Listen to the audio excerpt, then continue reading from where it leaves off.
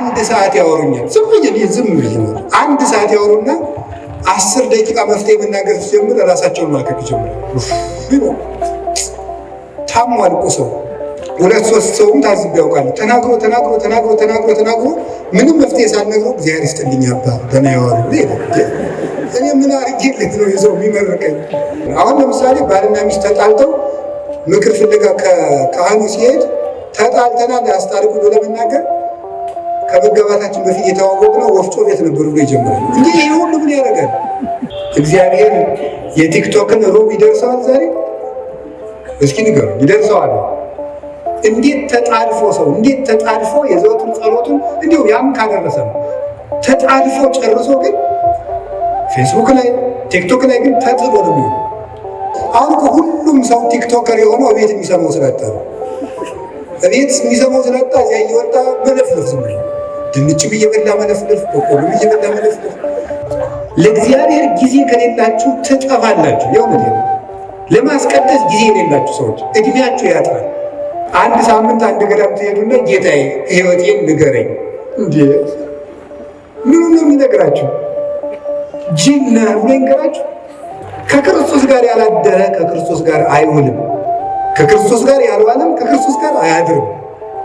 ቀኑን ሙሉ በሰላም መዋል ከፈለጋችሁ፣ ያለ እውቀት መዋል ከፈለጋችሁ፣ የሚያባርራችሁ ሳይኖር መዋል ከፈለጋችሁ ከክርስቶስ ጋር 1 ሰዓት ቆዩ። ለቤተሰቡ የማያስብ ሰው ሃይማኖቱን ከካደ ሰው የባሰ ነው ይላል። ጊዜ እዚያ ውስጥ ጊዜ ከሌላችሁ እንደ ነፍሰ ገዳይ ናችሁ። ለቤተሰብ ጊዜ የሌለው፣ ለእናቱ ጊዜ የሌለው፣ ለአባቱ ጊዜ የሌለው፣ ለዘመዶቹ ጊዜ የሌለው፣ ለሚስትህ ጊዜ ከሌለ ዞር ብለህ ስትመጣ አረም በቅሎባት ነው የምታገኘው። አረም ይበቅልባታል። የነገር አረም፣ ሌላም አረም። የአረም አይነቶችን አግሪካልቸር ባለሙያ ጠይቁ። እዚህ ውስጥ የታፈኑ ድምፆችን ስሙ። ቤት ውስጥ ነግሬያቸዋለሁ። ድመትን በማዳበሪያ በከረጢት ቋጥራችሁ ዝም ብትሏት ትሟጭራለች። ካልወጣች አታርፍም፣ ትሟጭራለች። ሀሳብ ካልተደመጠ ይሟጭራል፣ ውስጥ ይረብሻል ማለት እና በዩቲዩብ ሁሉ የሚያወራው ሰው አትስሙት። ከተጣሉ የሚጣሉ አሁን አቶ እውነቱን አፈነዱት ይላል። ምንም የፈነዳ ነገር የለም። አትስሙ። በቃ እንደዚህ አፈነዱት፣ ዘለቁት፣ አፍረጠረጡት የሚል ነገር አትስሙ። በቃ እውነት ብቻ የምትሰሙትን ምንጭ ለይታችሁ ስሙ።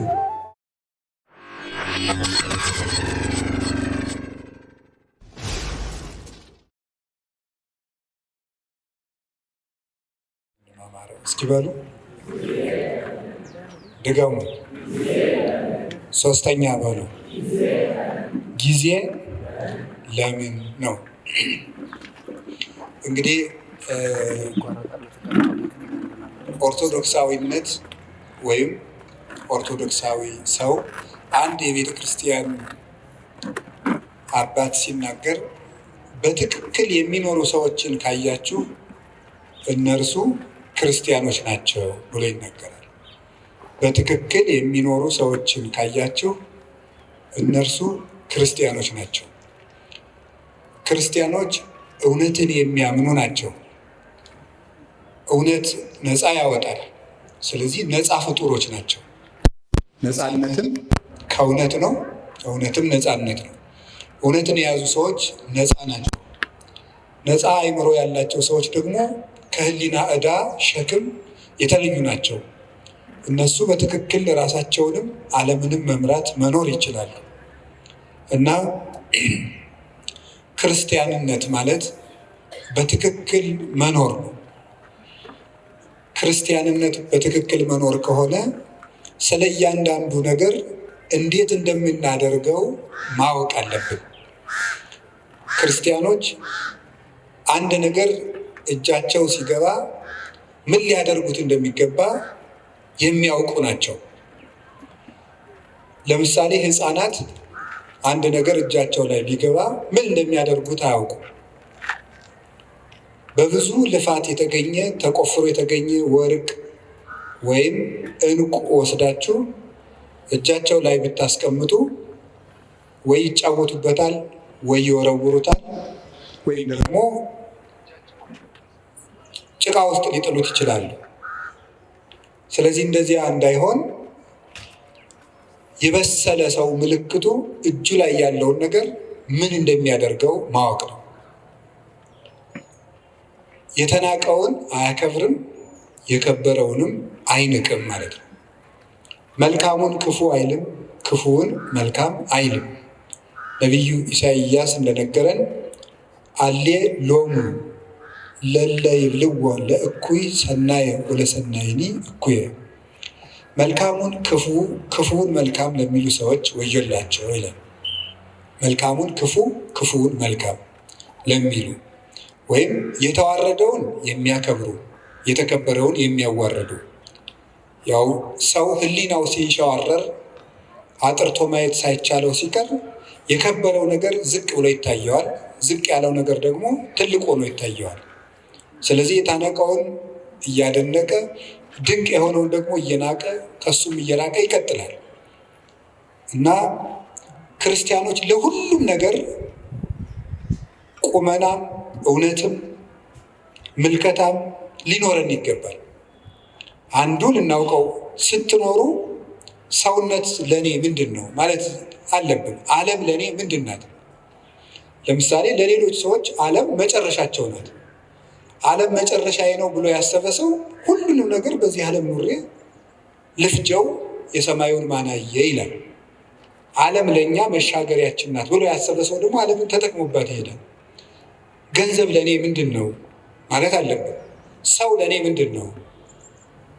መቼ ሰው እንስሳ ነው ብሎ ያሰበ ሰው ለሰው ክብር ይኖረዋል ብለን ማሰብ አንችልም። እንደዚህ ያለ ሰው ደግሞ ሰው እንስሳ ነው ብሎ መነሻ ያደረገ ሰው የሰው መወለድም አይደንቀው መሞትም አይደንቀው።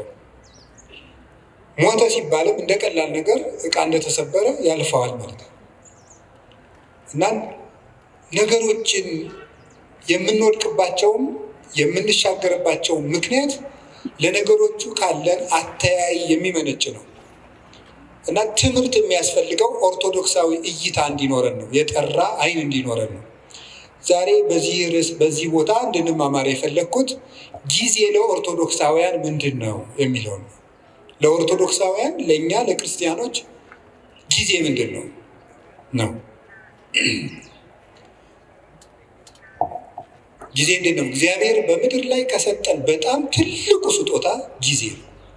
እግዚአብሔር የሰጠን ማንም ሊሰጠን የማይችለው እግዚአብሔር የሰጠን እድል ጊዜ ነው።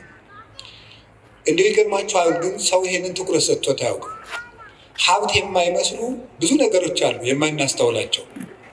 ለምሳሌ የገጠሩ ሰውም ይተርታል። ጤና ሀብት አይመስልም ይላል፣ ውሃ ገንዘብ አይመስልም ይላል።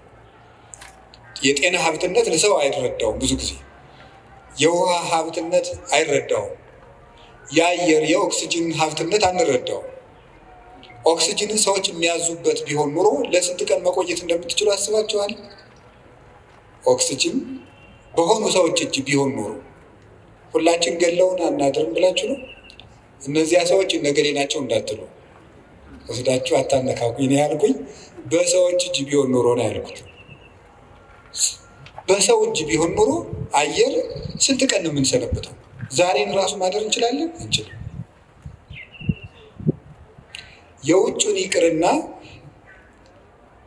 በዚህ ያለውን በህዋ ላይ የተለቀቀውን ኦክስጅን ይቅርና ያንተን አየር እንዳታስወጣ ብንባልስ? አይቻልም ብንባል እናድራለን? የራሳችን አየር እንዳይወጣ ብንከለከል መኖር እንችላለን? አንችልም። የአካል ክፍሎቻችንን ስጦታነት አስተውለን አናውቅም። እግዚአብሔር የሰጠንን ነገር ሰዎች ሊያደርጉልን የማይችሉ እንዲሁ እግዚአብሔር እናደርግልኝ እንላለን እንጂ እግዚአብሔር አንድ ቀን ጣፊያ ራሱ ስራ እንድታቆም ቢያደርጋት መኖር እንችላለን? እንችላለን? በሰውነታችን ያለውን የጨው መጠን ማን ሊያጣራው ይችላል? ስለዚህ እንሞታለን ማለት ነው። ፊኛ ስራ ብታቆም መኖር ይቻላል? ይቻላል? እስኪ ንገሩ። ሌላ የባሰ ነገር ሰው የሚጸዳዳበት የአካል ክፍል ቢዘጋ መኖር ትችላላችሁ? ይቻላል? አይቻልም። እግዚአብሔር የሰጠን የአካል ስጦታ ማንኛውም ሰው የከበረ ሰው እንኳን ከብሮ የሚውለው እኮ መጸዳዳት ስለቻለ የከበረ ሰው እንኳን ቢሆን እና እግዚአብሔር እንዴት አድርጎ ስጦታ እንደሰጠን ማስተዋል አለብን። ደስ እንዲላችሁ ከፈለጓችሁ እጃችሁ ላይ ያለውን እግዚአብሔር የሰጣችሁን ጸጋ ማስተዋል። የሌለንን እየቆጠርን ከምናዝን ያለንን እያየን መደሰት ነው። ደስታ ከውጭ አይመጣም፣ ከህሊናችን ነው የሚመጣው።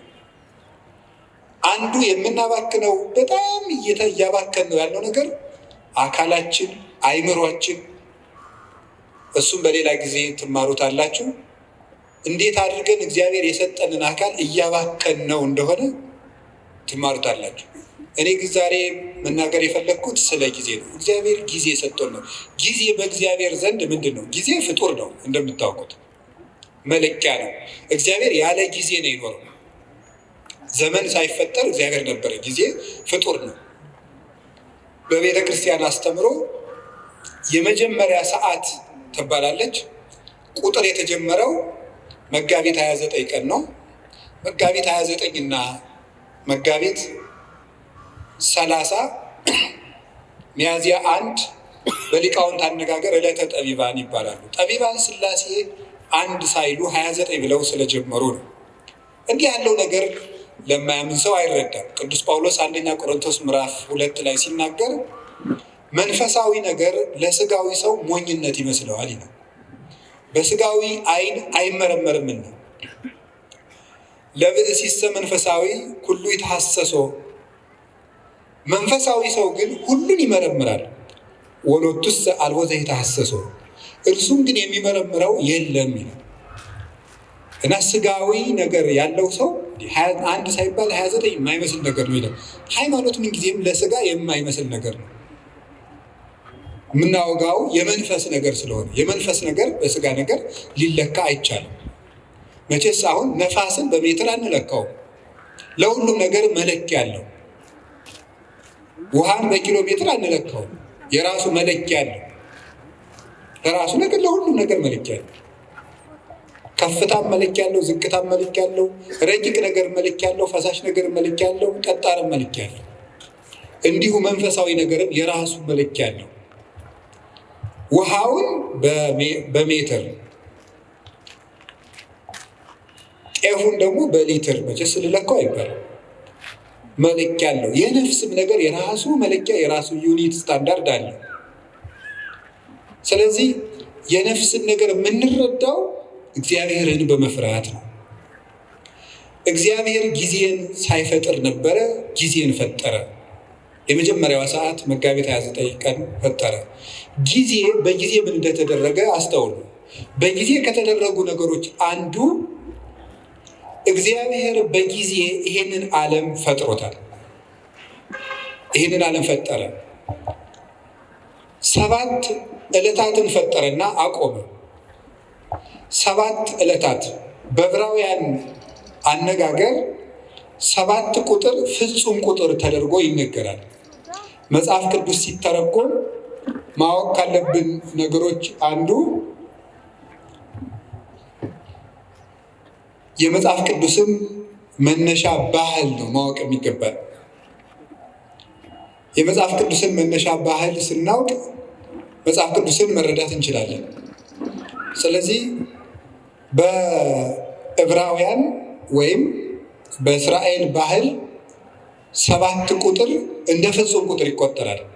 በኢትዮጵያ ለምሳሌ 10 ቁጥር እንደ ፍጹም ቁጥር ይቆጠራል አይደል? አታውቁም? ለምሳሌ የሆነ ሰው 10 ጊዜ አጨቅጭቀኝ ይላል። እናንተ ግን 3 ጊዜ ብቻ ሊሆን ይችላል ያላችሁት። ለምን ነው 10 ጊዜ የሚለው? ጭራሽ ማለት ነው፣ ፍጹም ማለት ነው። ምን 30 ጊዜ ጨቀጭቀኝ ያላየ ይላል። ነገርከኝ እኮ ይላል። እስመ ሁልቆ ሳብዕ በሀበ ዕብራውያን ፍጹም ውእቱ፣ በዕብራውያን በእስራኤል 7 ቁጥር ፍጹም ነው ይላል እግዚአብሔር። ስለዚህ ምን አደረገ? 7 ዕለታት ብቻ ፈጠረ። ለምንድን ነው እግዚአብሔር 7 ዕለት ብቻ የፈጠረው ስትሉ 7ቱ ቀኖች ፍጹም ናቸው ለማለት ነው። 7 ብቻ። ለምን 8 ቀን አይፈጥርም እግዚአብሔር? ወይስ ዝቅ ብሎ 6 ቀን ቢያደርገው ምን አለ? የዓመቱን መለኪያ 7 ቀን ያደርገው ለምን ይመስላችኋል? 7ቱም ዕለታት ፍጹም ናቸው ይላል። እንዲያውም ነገራቸው የዚህ ዓለም ዋና ምሰሶዎች 7 ዕለታት ናቸው። በመጽሐፈ ምሳሌ ምዕራፍ 9 ከቁጥር 1 ጀምሮ እንዲህ ይላል። ጥበብ ሐነጸት ቤተ ወአቀመት ላቲ 7 አዕማደ። ጥበብ ቤቷን ሰራች 7 ምሰሶዎችንም አቆመች ይላል። ጥበብ ቤቷን ሰራች። ጥበብ የተባለ እግዚአብሔር ወልድ ነው። መንፈሳዊ ትርጉም አለው። የዛሬው ዓላማችን ግን እሱ አይደለም። ጥበብ ወልድ ይችን ዓለም ፈጠረች። 7 ምሰሶ አቆመች ማለት 7 ዕለታትን ፈጠረች ማለት ነው። 7ቱ ዕለታት ለምንድን ነው ምሰሶ የተባሉ ሲባል ምሰሶ ቤቱን እንደሚያጸናው በዚህ ዓለም የሚኖር ነገር ሁሉ ጸንቶ የሚኖረው በ7ቱ ዕለታት በሚሰራ ስራ ነው ማለት ነው። ምሰሶው ሲፈርስ ወይም ምሰሶ ቢነቀል ቤቱ እንደሚናድ ሁሉ የሰው ልጅ ሕይወቱ የሚናደው ወይም የሚፈርሰው በ7ቱ ቀናት በሚሰራቸው ስራዎች ናቸው። 7 ቀን የምንሰራው ስራ ወይ ሕይወታችንን ያፈርሳል ወይ ሕይወታችንን ይሰራል። ምሰሶዎቹ በትክክል የቆሙለት ቤት እንደማይፈርሰው 7ቱን ዕለታት እንዴት መጠቀም እንደሚችል የሚያውቅ ሰው የጸና ቤት ይኖረዋል። የልብ ቤት፣ የአእምሮ ቤት፣ የስጋ ቤት፣ የነፍስ ቤት ይኖረዋል ማለት ነው። ስለዚህ ዕለታትን ከመጠቀም እንኳን እኛ እግዚአብሔር ራሱ ቀን ተጠቅሞ ነው ስራ የሰራ። ቀንን የማይጠቀም ሰው ምንም ማድረግ አይችልም። እግዚአብሔር 6 ቀን ነው ይህን ዓለም የፈጠረው። አይገርማችሁ? በ6 ቀን ዓለምን ፈጠረ። ምን ማለቱ ይመስላችኋል? ኋላ ያን 6 ቀን ደግሞ ለእኛ ሰጠን። የሰጠኋችሁ 6 ቀን እኔ ዓለምን የፈጠርኩበት ነው። እናንተ የምትቀልዱበት እሁድ 4 ባህሪያት የተፈጠሩበት ነው። መሬት፣ ውሃ፣ ነፋስ፣ እሳት 4ቱ ባህሪያት፣ 7 መላእክት፣ 7 ሰማያት፣ መላእክት፣ ብርሃን 8 ፍጥረታትን ያከናወንኩበት ቀን ነው። እናንተ የምትቀልዱበት ሰኞ ይሄን የምታዩትን ጠፈር የዘረጋውበት ቀን ነው። እናንተ የምትቀልዱበት ማክሰኞ በምድር ላይ ያሉ እጽዋትን ሁሉ የፈጠርኩበት ቀን ነው። እናንተ እንደዋዛ የምትገፉት ረቡዕ በዚህ ዓለም የሚያሸበርቁ ፀሐይ፣ ጨረቃ፣ ከዋክብትን ያበራሁበት ቀን ነው። እናንተ በስንፍና የምትሸኙት ሐሙስ በባህር ውስጥ ያሉ አዞ፣ ጉማሬ፣ ሌሎችን ማሳልበሪዎችን በክንፍ የሚበሩትን፣ በእግራቸው የሚሽከረከሩትን፣ በክንፋቸው የሚበሩትን ሁሉ ያስገኘሁበት ቀን ነው። እናንተ በዋዛ በፈዛዛ የምታሳልፉት ዓርብ በአርአያዬ በአምሳሌ ሰውን የፈጠርኩበት ቀን ነው ማለቱ ነበረ። ሰኞ፣ ማክሰኞ፣ ረቡዕ እንደዋዛ ሲያልፉ እነዚህ ትዝ ብሏቸው ያውቃሉ?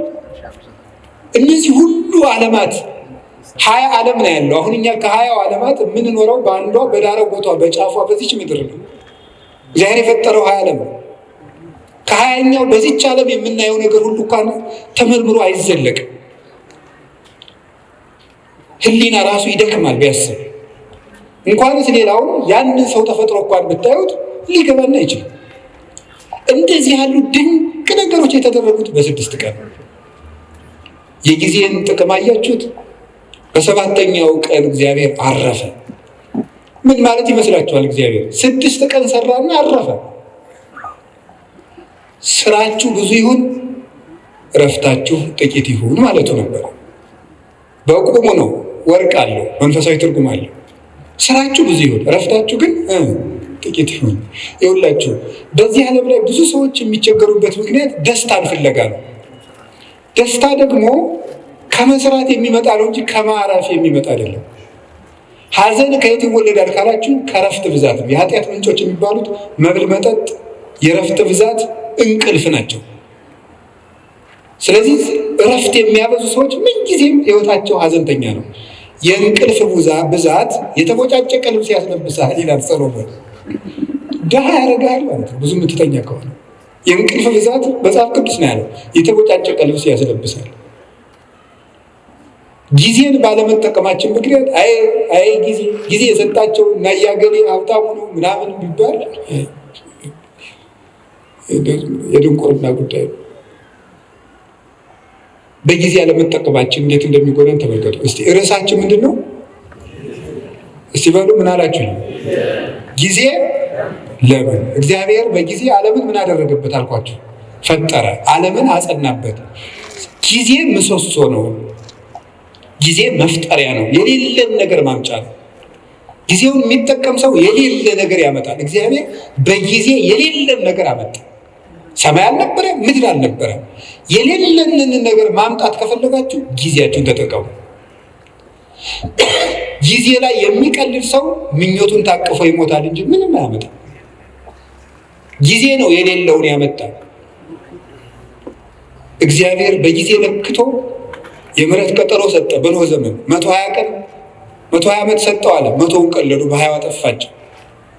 20ውን ትቶ አጠፋቸው። በኖህ ዘመን የነበሩ ሰዎችም 120 ሰጣቸው።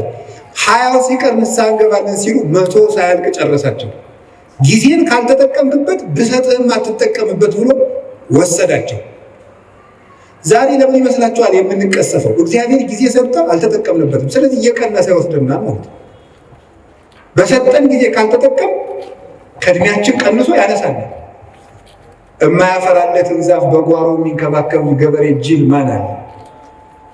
የባስ በጠፈጠፉ እየተንጠፈጠፈ ሌሎችን አዝመራዎች እንዲያጠፋቸው ነው። ይልቁን በጊዜ መቁረጥ ነው።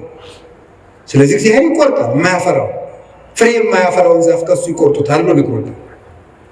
ወይወዲጎ ውስጥ እሳተ ገሃነም፣ በእሳት ያቃጥሉታል። ምን ፍሬ የማያፈራውን ቅርንጫፍ።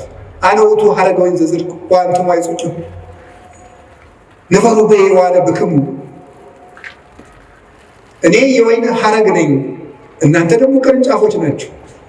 በእኔ ኑሩ፣ እኔም በእናንተ እኖራለሁ።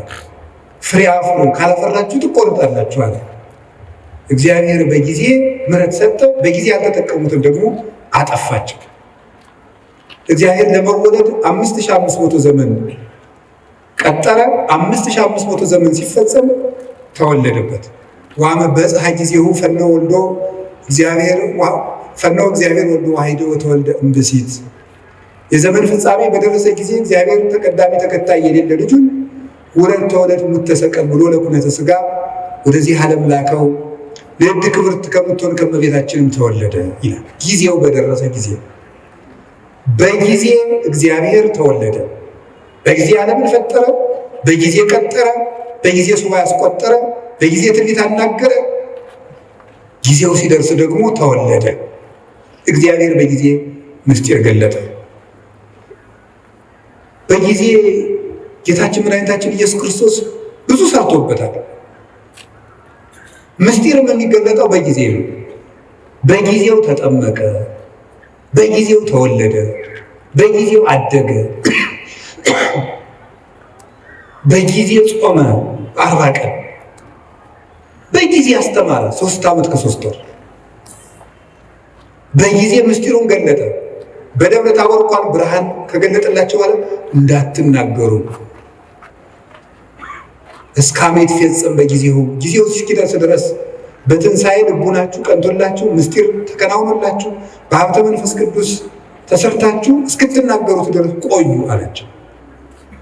በጊዜ የሚነገር አለ፣ በጊዜ የማይነገር አለ። ወቤ ብዙ ነገር ዘአነግረክሙ፣ የምነግራችሁ ብዙ ነገር ነበረኝ። ወባይቱ ኢትክሉ ይእዜ ጸዊሮቱ፣ ነገር ግን ዛሬ ልትሸከሙት አትችሉ፣ በጊዜው ነግራችኋለሁ። በጊዜ የሚነገር አለ። በነገራችሁ ላይ ጥበበኛ ሰው ማለት የት መናገር እንዳለበት የሚያውቅ፣ መቼ መናገር እንዳለበት የሚያውቅ፣ በማይናገርበት ጊዜ ዝም የሚል፣ በሚናገርበት ጊዜ ደግሞ ዝም የማይል፣ ጊዜ ቦታ አይቶ የሚናገር ሰው ነው ጠቢብ የሚባለው። ሁሉም በጊዜው የሚናገር። ጌታችን ኢየሱስ ክርስቶስ በጊዜው ተሰቀለ፣ በጊዜው ተያዘ፣ በጊዜው ሞተ፣ በጊዜው ተነሳ፣ በጊዜው አረገ፣ በጊዜው ሀብተ መንፈስ ቅዱስን ላከላቸው 10 ቀን ጠብቆ። ያለ ጊዜ ጸጋም አይሰጥም። እንዲያውም ልጁን እንደው ልጅ የሌላቸውን እናት አባት 9 ወር ከ9 ወር አስቀድሞ እንደው በ3 ወሩ ከብት ጠባቂ ስለሌለም ልጁ ቶሎ እንዲደርስ ይወለድ ቢል ይወለድ አይወለድም። በጊዜው ነው የሚወለደው። ለመውለድም ጊዜ አለ። ጸጋም በጊዜው ነው የሚሰጠው። ጥያቄም በጊዜው ነው የሚመለሰው። ጊዜ አለ። አሁን ፈልጌያለሁ ቢባል አይሆንም። በጊዜው ይሆናል። መቆየት ያለብንን መቆየት። እግዚአብሔር በጊዜው ሁሉን ሰራ። እንግዲህ ደግሞ በጊዜው ይመጣል።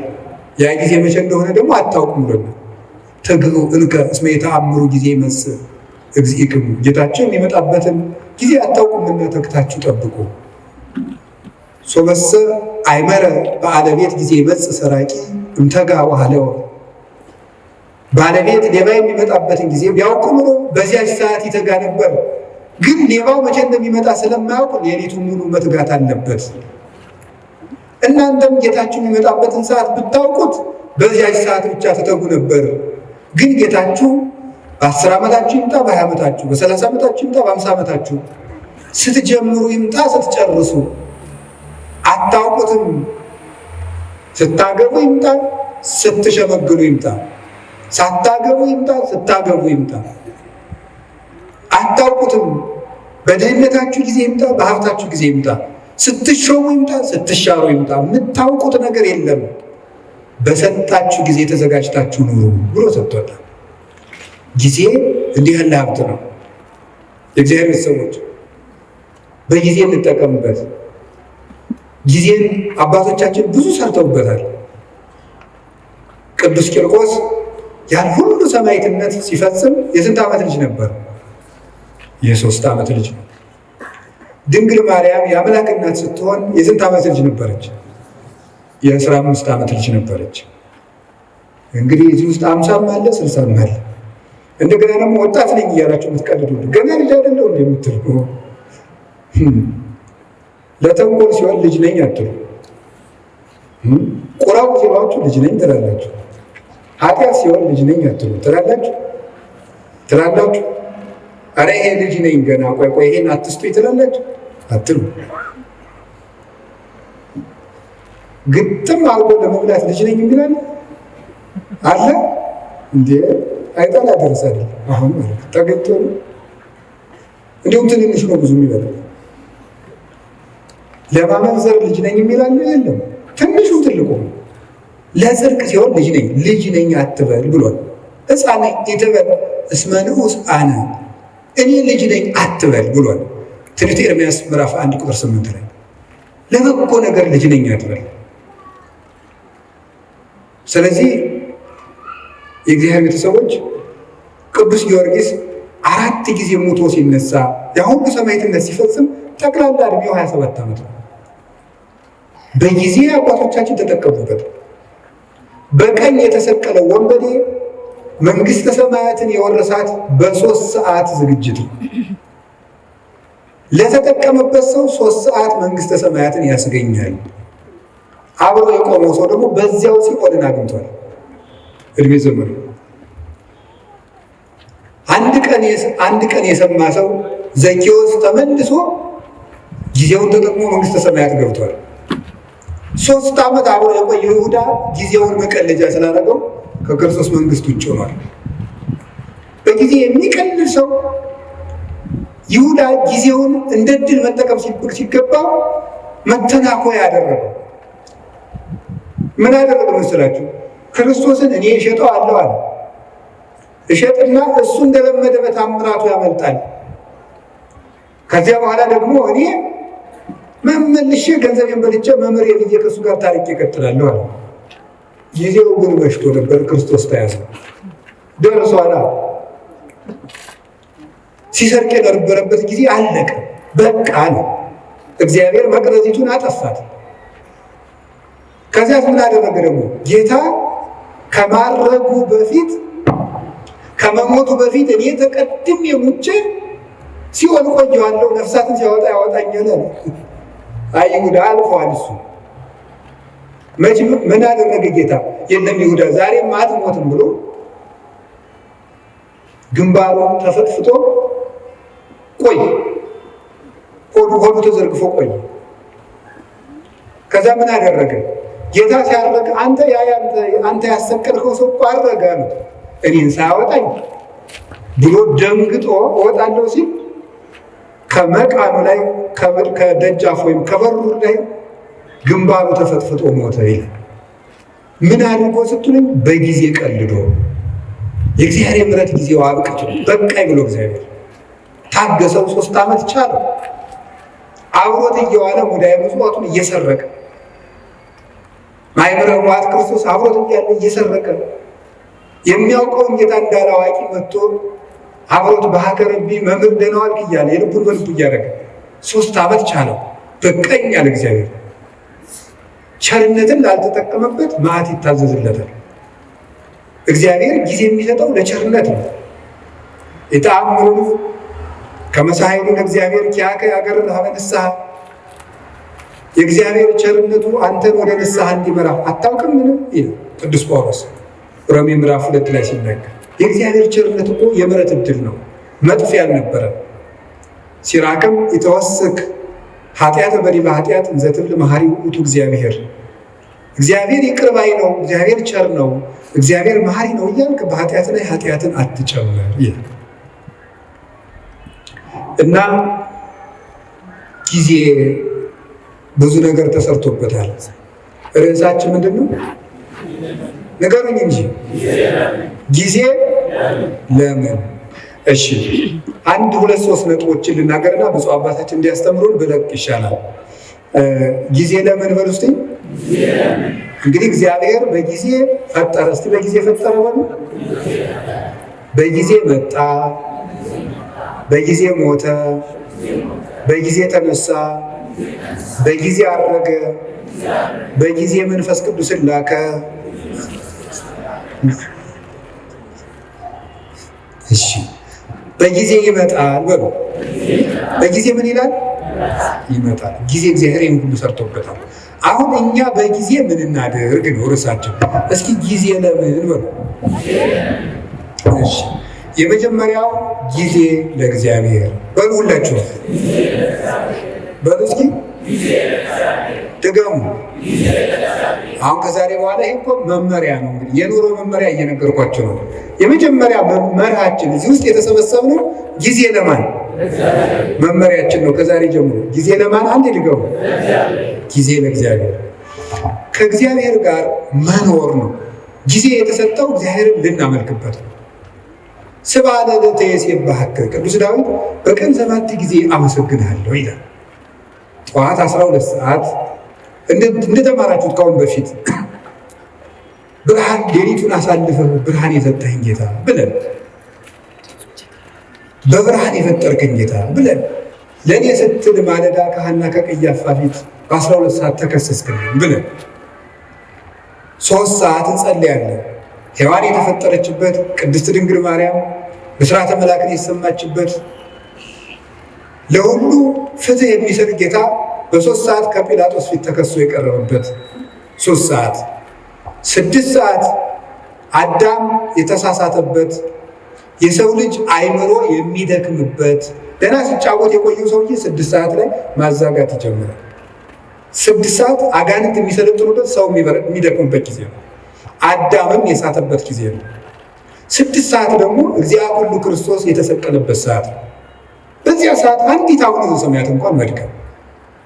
9 ሰዓት ጸሎት የሚያደርግበት መስዋዕት የሚያደርግበት ጌታ ነፍሱን ከስጋው የለየበት ለእኔም ጥሩ አሟሟት ስጠኝ ለማለት ለእኛ ሲል መራራ ሐሞት የጠጣበት ጎኑን ተወግቶ ማየገቦ ያፈሰሰበት 11 ሰዓት የተቀበረበት ነፍሳትን ከሲኦል ያወጣበት ሰዓት እግዚአብሔር አዳምን ፍለጋ የመጣበት እግዚአብሔር በ11 ሰዓት ነው አዳም ወዴት ነህ እያለ የበለስ ቅጠል ያገለደውን መሆን አዳም ፍለጋ በገነት ዛፍ መሃል የመጣው 11 ሰዓት የቀን ፍጻሜ ነው። በዘመን ፍጻሜ መጥቻ አድንሃለሁ እያለው ስለዚህ በ11 ሰዓት ጌታ ይሁን እኔንም ፈልገኝ ብሎ መጸለይ ፈልገኝ እኔም ጫካ ውስጥ ነኝ ፈልገኝ ብሎ ማታ ምሽት ሰዓት የመጣውን ግርማ ሌሊት በሰላም አሳድረኝ ለእኔ ስትል በምሽት 3 ሰዓት እንደ ወንበዴ ታሰርክልኝ ብሎ ማታ መጸለይ ይገባል። ቀኑን ሁሉ ለእግዚአብሔር መስጠት።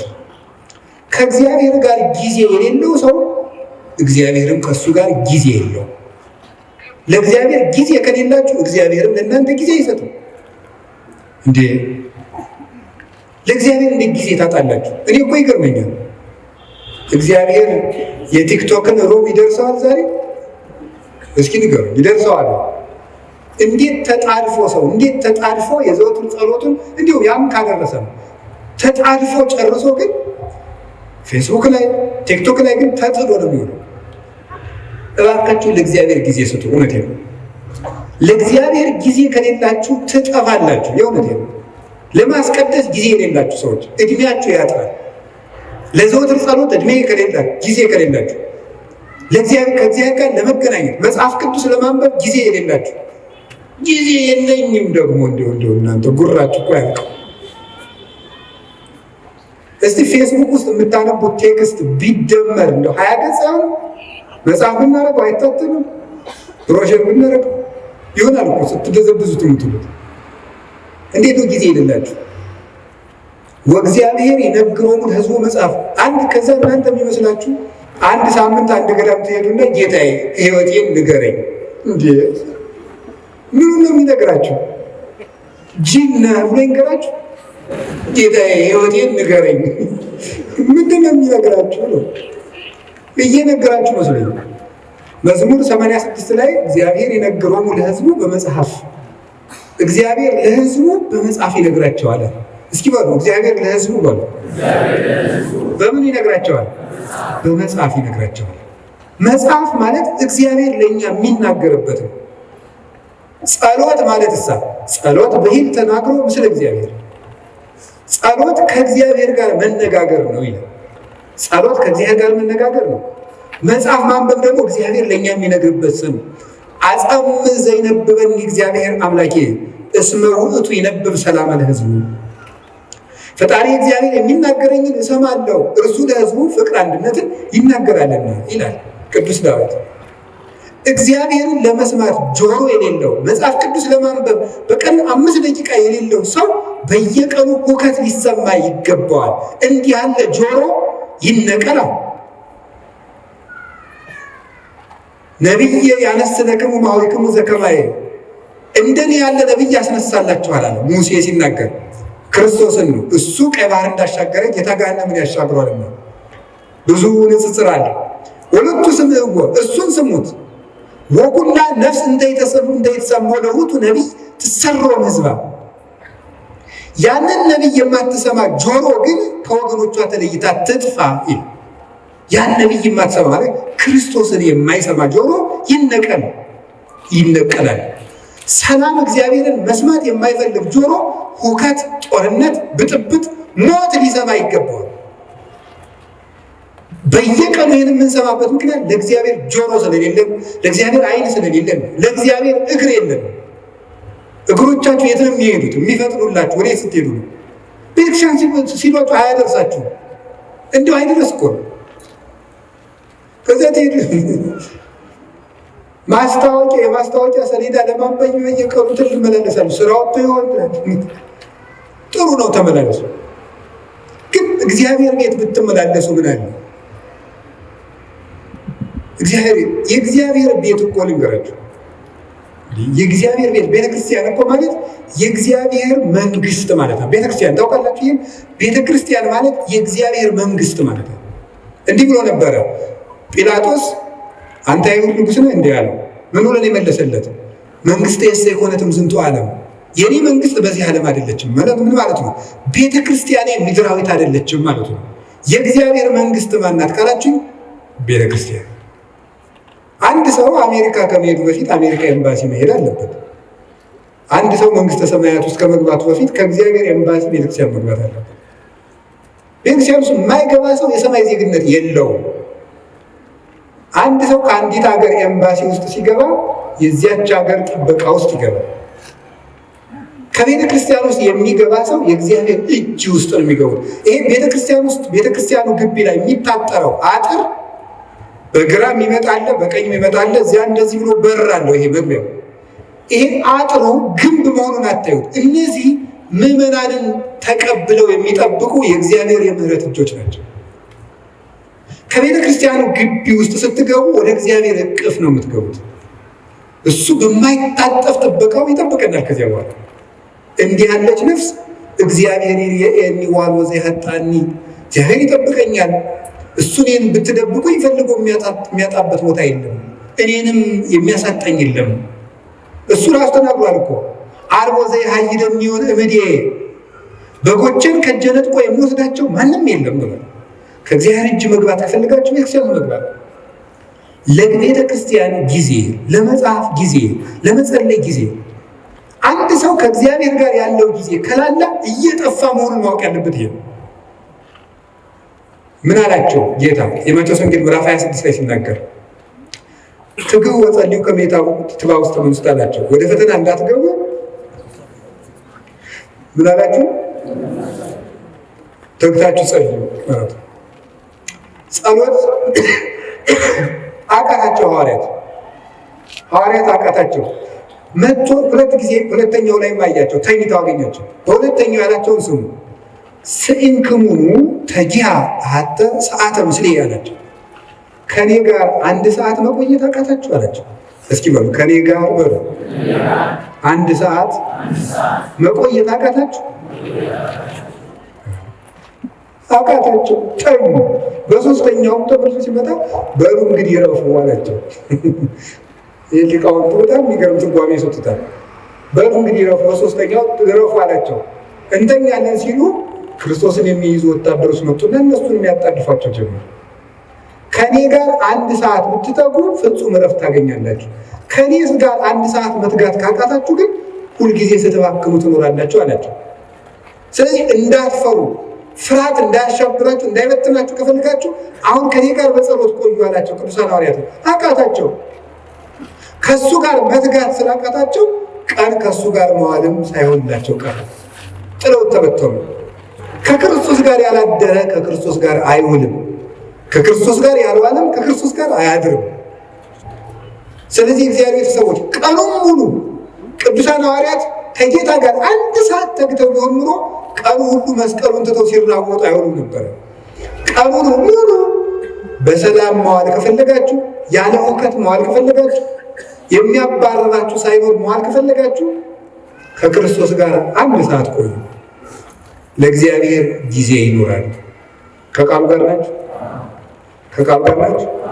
እስቲ ማታ ማታ ስተኙ እግዚአብሔር የሚባል የሆነ አካል ትዝ ብሎት የሚያውቅ ሰው አለ ብሏቸው ያውቃል?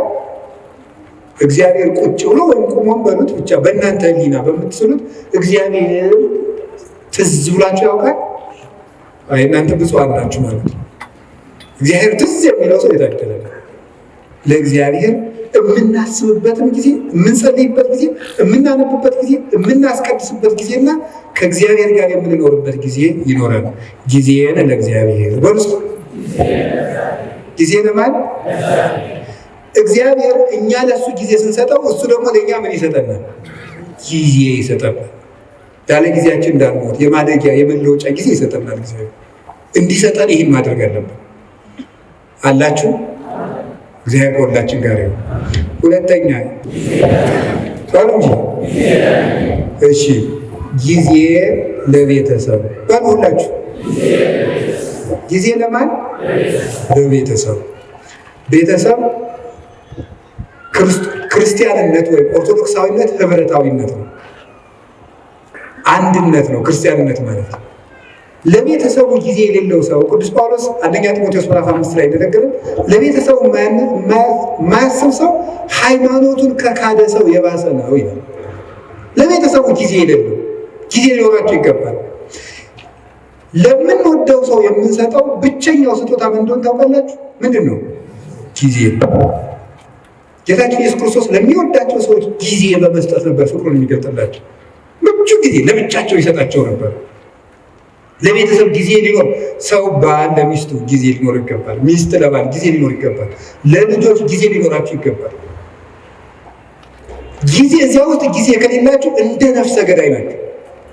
ለቤተሰብ ጊዜ የሌለው፣ ለእናቱ ጊዜ የሌለው፣ ለአባቱ ጊዜ የሌለው፣ ለዘመዶቹ ጊዜ የሌለው፣ አውቁ ጊዜ የለም። ለማንም ጊዜ አይሰጥም ሰው። ውላችሁን ገብታችሁ እንደ ዝንጀሮ ስልካችሁን ይዛችሁ ቁጭ ነው። ዝንጀሮ ነው ይሄ። በቆሎ ይዝና አንዳንድ በቆሎ ይዞ ያምጉ ይችላል። በቃ ግጦ ሲጨርስ በቃ እንደዚህ ነው። ጊዜ ክርስቶስ እንዴት ለቤተሰቦቹ ጊዜ እንደሚሰጥ ተመልከቱት። የማቴዎስ ወንጌል ምዕራፍ 13 ላይ ህዝቡን ሁሉ አብልቶ ሸኘ። አብልቶ ከሸኘ በኋላ የራሱ ቤተሰቦች ደግሞ አሉት። እነማን ናቸው? ሐዋርያት። እነሱን ከሸኘ በኋላ ቤት ገብቶ ደግሞ ለእነሱ ጊዜ ሰጣቸው። ተርጉምልን የቅድሙን አሉት። ተረጉመላቸው። ዘሩ እንዲህ ነው፣ በመንገድ ላይ የወደቀው እንደዚህ ነው፣ ቶሎ የደረቀው ዘር ይሄ ነው፣ ፈጥነው የሚሰሙ ናቸው። ይሄ በመንገድ ላይ የወደቀው ዘርና ወፍ የለቀሙ ደግሞ ቃል እግዚአብሔር እየሰማ ወዲያው የሚረሳው ነው። ይሄ ወዲያው በቅሎ ወዲያው ደግሞ የደረቀው ይሄ ወዲያው ሰምቶ በስሜት የሚጠፋው ነው። በቅሎ እሾህ ያሰረው ደግሞ እሾህ አንቆ ያስቀረው ዘር ደግሞ ሰምቶ ጽድቅ እሰራለሁ ስል የሀብት ፍቅርና የዓለም ፍቅር ያሰረው ሰው ነው። በመልካም ዘር ላይ መሬት ላይ የወደቀው ደግሞ ይሄ በመልካም ልብ ላይ የወደቀው ቃል እግዚአብሔር ነው አለና ለቤተሰቦቹ ጊዜ ሰጣቸው። ክርስቶስ ለ5000 ሕዝብ ጊዜ ሰጠ፣ ለቤተሰቦቹም ጊዜ ሰጠ። ስራ ይበዛብኛል ስብሰባው ነው የሚባል ይሰራል። ክርስቶስም ስብሰባ ሆኖ ለቤተሰቦቹ ጊዜ ይሰጥ ነበር። ብቻቸውን ማውራት ለሚፈልጉ ጊዜ ይሰጣቸው ነበር ጌታችን ኢየሱስ ክርስቶስ። ዮሐንስ ወንጌል ምዕራፍ 4 ላይ ያቺ ውሃ ቀጅ ሴት ጊዜ ያስፈልጋት ነበር። ጌታ ምን ያደርጋል? ጊዜ ሰጣት። ለዚያው ምቹ ጊዜ ከሰው መሃል ብታወራ የምታፍርበት ገበና ስለነበራት በስልት ሐዋርያት በራባቸው ሰዓት እሷም ደግሞ አለመቅዳት በምትመጣበት ሰዓት ሐዋርያትን ሂዱና ምሳ ገዝታችሁ ከተማ ነዋል። እሷ ደግሞ የምትመጣው ያው ስታገባ ቶሎ ቶሎ ስለሚሞትባት ይቺ ነፍሰ ገዳይ የተባለች ሴቶች ውሃ ሲቀዱ ስለሚሰድቧት በእስራኤል ውሃ ቀዳዱ እንደኛ ስለሆነ ሴቶች ሁሉ ውሃ ቀድተው ቤታቸው ቁጭ ሲሉ በቀትር እሷ ልትቀዳ ሄደች። በምቹ ሰዓት ክርስቶስ ጊዜ ሰጣት። በቀትር ሰዓት ወጓን ሁሉ አዳመጣት። በደንብ አድርጎ ያዳመጣት። እንደው ይገርማል። እናንተ አሁን በቀትር ሰዓት ፀሐይ የመታችሁ እንኳን ክርስቶስ ያለ አምላክ እንዲሁ ትልቅ ሰው ሆኖ ታዳምጣለች። ጌታ ምቹ ጊዜ ሰጥቶ አዳመጣት። ስለዚህ ጊዜ ስለሰጣት እሷም ልቧን ለሱ ሰጠችው።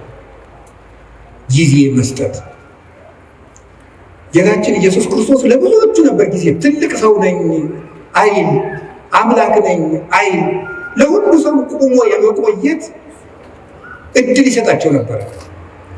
የማቴዎስ ወንጌል ምዕራፍ 9 ላይ ስታዩ 2 ዕውሮች ነበሩ። ጌታችን አልፎ ሲሄድ 2 ዕውሮች የዳዊት ልጅ ሆይ ማረን አሉ። እሱ አልፎ እየሄደ ነው። ማረን ሲሉ ምን ይላል? ማቴዎስ ወንጌል ምዕራፍ 9 ላይ ስታነቡ ይላል ወደ ቤትም በገባ ጊዜ 2 ዕውሮች መጡ ይላል። ወደ ቤትም በገባ ጊዜ የሚለው ለምንድን ነው የተጻፈው? መጽሐፍ ቅዱስ ላይ ዝም ብሎ የሚጻፍ ቃል የለም። ሊቃውንቱ ሲተረጉሙት ምን ይላሉ? ዕውሮች ናቸው ሩጠው እንዳይደርሱበትና ከቤት ገብቶ ቆያቸው ይላል። ይህም ጊዜ መስጠት፣ ሩጠው እንደማይደርሱ ያውቃሉ። አይነ ስውሮች ናቸው። ስለዚህ እስከሚመጡ ድረስ ጊዜ ሰጣቸው፣ ቆያቸው። ይሄንን ሊቃውንተ ቤተክርስቲያን ምን ብለው የተረጉሙ? መንገድ ላይ ያሉት ደግሞ ምን ይላሉ? አጋንንት ምንድን ነው የሚሉት? ምን መንገድ ላይ ያሉ ሰዎች ደግሞ እናንተ አትጥሩት፣ ትልቅ ሰው ነው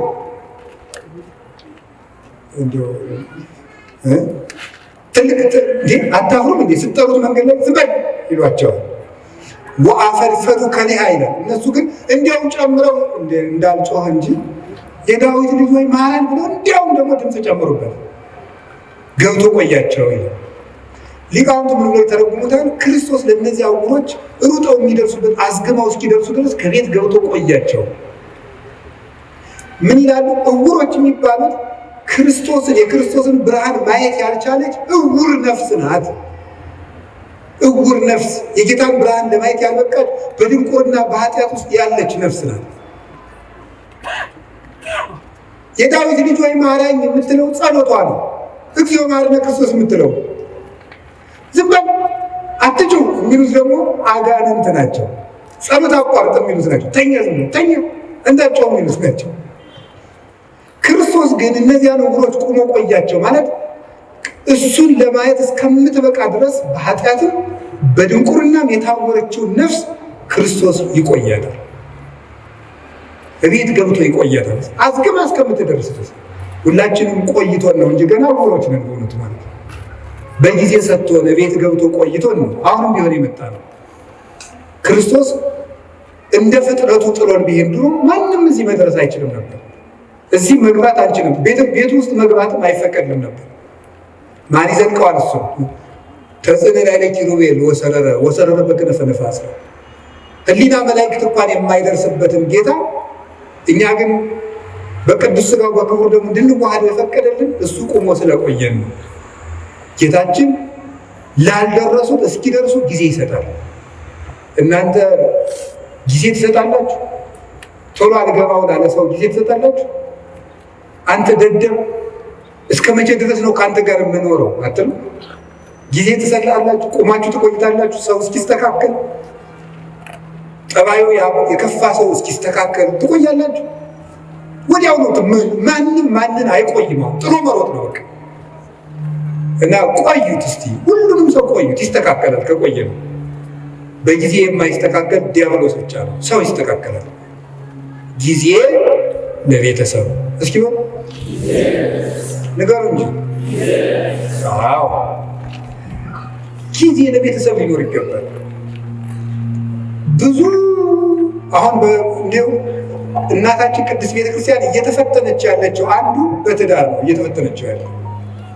የባለ ትዳሮች ደግሞ መሰረታዊ ችግራችሁ ምንድን ነው ስትሉ ጊዜ የላችሁም። ትዳሩ የሆነ ሱቅ ነው የምታደርጉት። ምን ማለት ነው መሰላችሁ? ስራ ቦታ ሆኗል ማለት ነው። ጊዜ የላችሁም። ባልና ሚስት አብራችሁ የምትሆኑበት ጊዜ የለም። አትተዋወቁም እኮ ሁላ። ጊዜ ያልሰጣችሁት ሰው ይኸውላችሁ፣ በሰነፍ አዝመራ አለፍኩ አረም በቅሎበትም አየሁት አለ ሰሎሞን።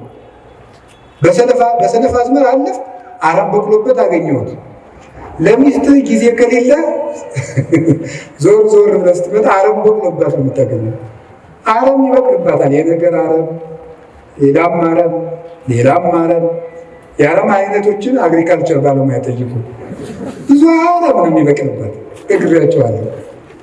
ለባሎቻችሁ ጊዜ ከሌላችሁ ብዙ አረም ያበቅላል፣ ይሸፍታል ልብ። እነዚያን አረሞች ደግሞ ነቅሎ የሚጥላቸው የለም።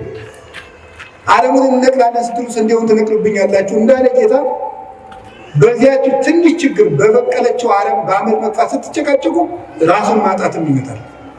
ስለዚህ ጊዜ ይኖራችሁ። እኔ እውነቴን ነው። ስለ እግዚአብሔር ብላችሁ ለልጆቻችሁ ጊዜ ስጡ። ጌታችን ኢየሱስ ክርስቶስ ለሕፃናት ጊዜ እንደሰጣቸው ታስታውሳላችሁ። የማቴዎስ ወንጌል ምዕራፍ 18 ላይ ሕፃናት ወደ እኔ እንዲመጡ አትከልክሉ፣ አቅፎ አስተምሮባቸዋል።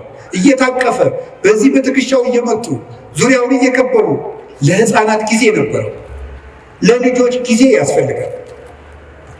ለጎረቤት ጊዜ ያስፈልጋል። አላችሁ? አሁን ለጎረቤት ጊዜ አላችሁ?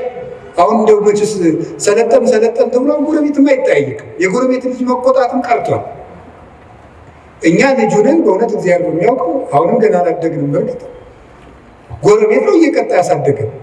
ዋስ ጠርተን ነው የሚገርም። ስናጠፋ የጎረቤት ሰውዬ መጥቶ ዋስ አስጠርቶ ነው የሚለቀን ማለት ነው። ቢገርፈን ኧረ አየጓገሌ ገረፈን ብለን ለእናት አባታችን ብንናገር ደግ አደረገ ነው የምንባለው። የኔ ልጅ ነካ እንባላለን። በምን ምክንያት የመጣው ተብሎም አይጠየቅም። ኃላፊነት አለው በልጆች ላይ።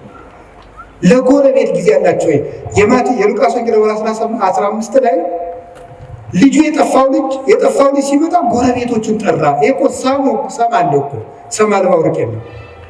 ጎረቤቶቹን ጠራ የሚለው ለጎረቤትም ክብር እንዲኖር ነው። ጌታችን ኢየሱስ ክርስቶስ መላእክትን በጎረቤት መስሎ ነው።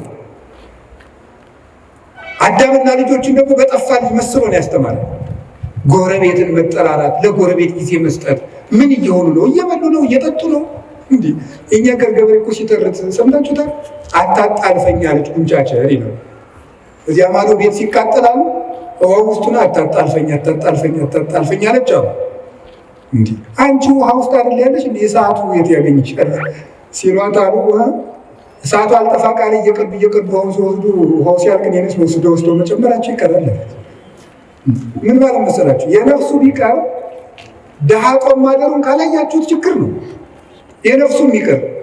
የተጎዳ ሰው በግ ከደነበረ የሰው ልጅ ከመረረ አይመለስም ተብሏል። ከመረረው ድሃም ቢሆን ሰብሮ ይበላል። ዘግቼ እበላለሁ ስትል።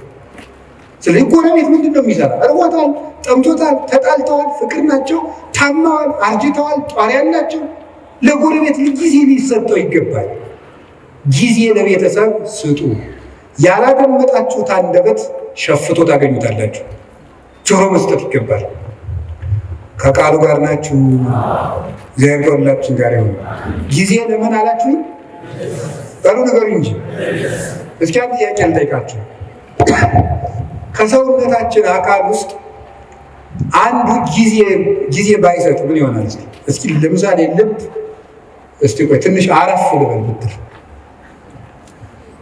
የሆነ ጊዜ ላይ እኮ ነው የዓመት እረፍት ተውትና የደቂቃ እረፍት ብትወጣ ልብ ምን ሆናል? ቤተሰብ እኮ ናቸው እነዚህ። ታውቃላችሁ አይደለም? እነዚህ እኮ ቤተሰብ ናቸው። ልብ ደም መርጨት ካቆመች ሳምባ ምን ቁም ነገር አለው? ኦክሲጅን አንድ አቅማዳ ኦክሲጅን ቢሰበሰብ ምንም ጥቅም የለም። ደምን ለማጣራት የሚጠቅም ብታቆም ነው። ሳምባ እስቲ ቆይ ትንሽ አረፍ ልበል ቢልስ?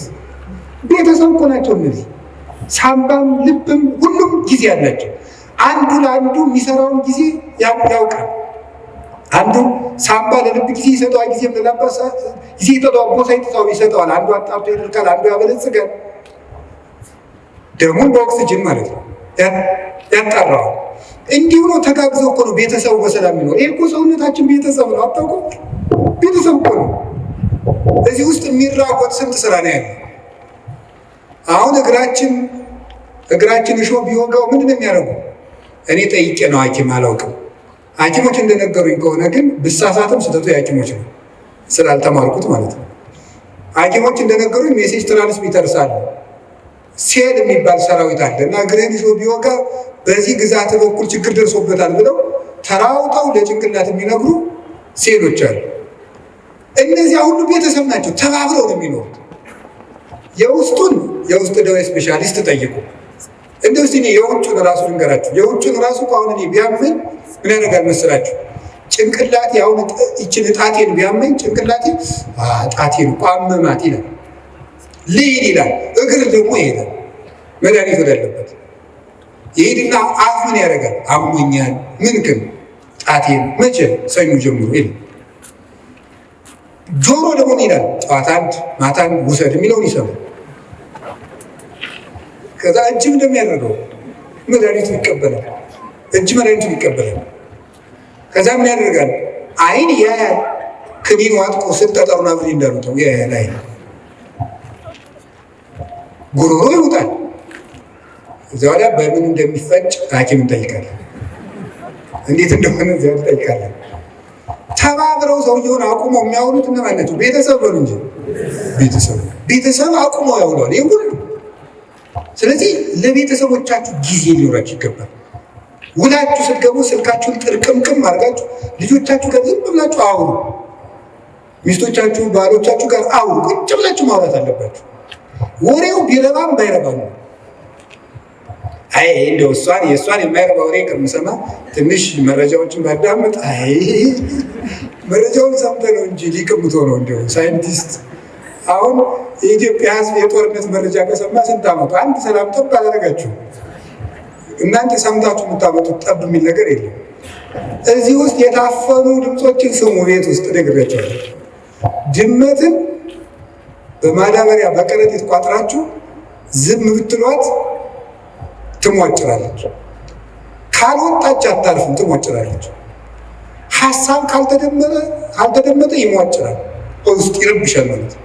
ሰው መናገር ይፈልጋል። አሁን ይገርም። ሰው አሁን የሚፈልገው ማውራት ነው። እንዲሁም አሁን ንስሐ አባቶች ሁሉ የተቸገርነው ሰውን እቤት የሚሰማው ስላጣ የዓመቱን እኛ ላይ ስለሚናገር የዓመቱን ይመጣና እኛ ላይ የ10 ዓመቱን የ40 ዓመቱን እቤት አይሰማውም። እቤት ባሏ አይሰማትም፣ እኛ ላይ መጣ የ40 ዓመት ወሬ እንዴ ፍደቁ። እቤት ሚስቷ አትሰማውም፣ እኛ ላይ መጥቶ ብሎ በቃ አውርዶት የሐምሌዝ ነው ምንም በቃ ወይ እንደ ቴሌቪዥን በሪሞት አናሳልፈው ነገር በቃ ዝም ብሎ መውረድ ነው በቃ ማለት ነው። ይሄ ሁሉ ችግር የመጣው ምንድን ነው? ቤተሰብ። እስቲ ጊዜ ለቤተሰብ በሉ። ጊዜ ለማን? እኔ ስለ እግዚአብሔር ብላችሁ ለቤተሰብ ጊዜ ስጡ። እግዚአብሔር ጊዜ እንድንሰጥ ይፍቀድልን። ሶስተኛ የምነግራችሁ ጊዜ ለማዳመጥ። እስኪ በሉ አቤት። ለማዳመጥ ጊዜ ስጡ። አሁን ብዙ ሰው አይሰማል። እንደውም አንዳንድ ጊዜ እኔ እንዲሁ በአማርኛ ልንገራችሁ፣ እንዲሁ በአማርኛ አሁን እኔ ራሴ በግሌ ለምክር ብዙ ምዕመናንን አገኛለሁ። አንድ ሰዓት ያወሩኛል። ዝም ብዬ አንድ ሰዓት ያወሩና 10 ደቂቃ መፍትሄ መናገር ሲጀምር ራሳቸውን ማከክ ይጀምራሉ። ታሟል እኮ ሰው በጣም ታሟል እኮ እናቴ። እንደው መናገር ነው የሚፈልገው። በቃ ተናግሮ ብቻ መሄድ። እንደው አንዳንድ ጊዜ 2-3 ሰውም ታዝብ ያውቃል። ተናግሮ ምንም መፍትሄ ሳልነግረው እግዚአብሔር ይስጥልኝ አባ ደህና ያዋሉ። እኔ ምን አድርጌለት ነው ይዘው የሚመርቀኝ? ለምንድን ነው ስትሉ ሰው የሚናገርበት ሜዳ አጥቷል ማለት ነው። የሚናገርበት ሜዳ አጥቷል። ስለዚህ አዳምጡት እና ማዳመጥ ጀምሩ። እግዚአብሔር ስንት ጆሮ ነው የሰጠን? ንገሩ እንጂ ስንት አፍ ነው የሰጠን? እንዴ ይሄ ምን ማለት ነው? ብዙ አዳምጣችሁ ስንት ተናገሩ ነው? አንድ ተናገሩ ነው። 2 ስማ አንድ ተናገር ነው። እስቲ በሉ 2 ስማ በሉ። እናንተ ደግሞ 100 ማውራት አንድ መደመር አንድ ማሰብ 100 ማውራት ነው። ይሄ የወሬ ሱስ ደግሞ ሰው አሁን ሁሉም ሰው ቲክቶከር የሆነው እቤት የሚሰማው ስላጣ ነው። እቤት የሚሰማው ስላጣ እዚያ እየወጣ መለፍለፍ ዝም ብሎ ድንችም እየበላ መለፍለፍ፣ በቆሎም እየበላ መለፍለፍ። ለምንድን ነው ሁሉ ያመጣው ስትሉ ሰው ኧረ በሞት ያዳምጡ። እኔ እኮ እውነቴን ነው። ማዳመጥ ይኸው የያዕቆብ መልእክት ምዕራፍ 1 ቁጥር 19 ላይ ኩን ፍጡነ ለሰሚ ወጉንዶ ለነቢብ። ሰው ሁሉ ለመስማት ለማዳመጥ የፈጠነ ለመናገር የዘገየ ይሁን ይላል።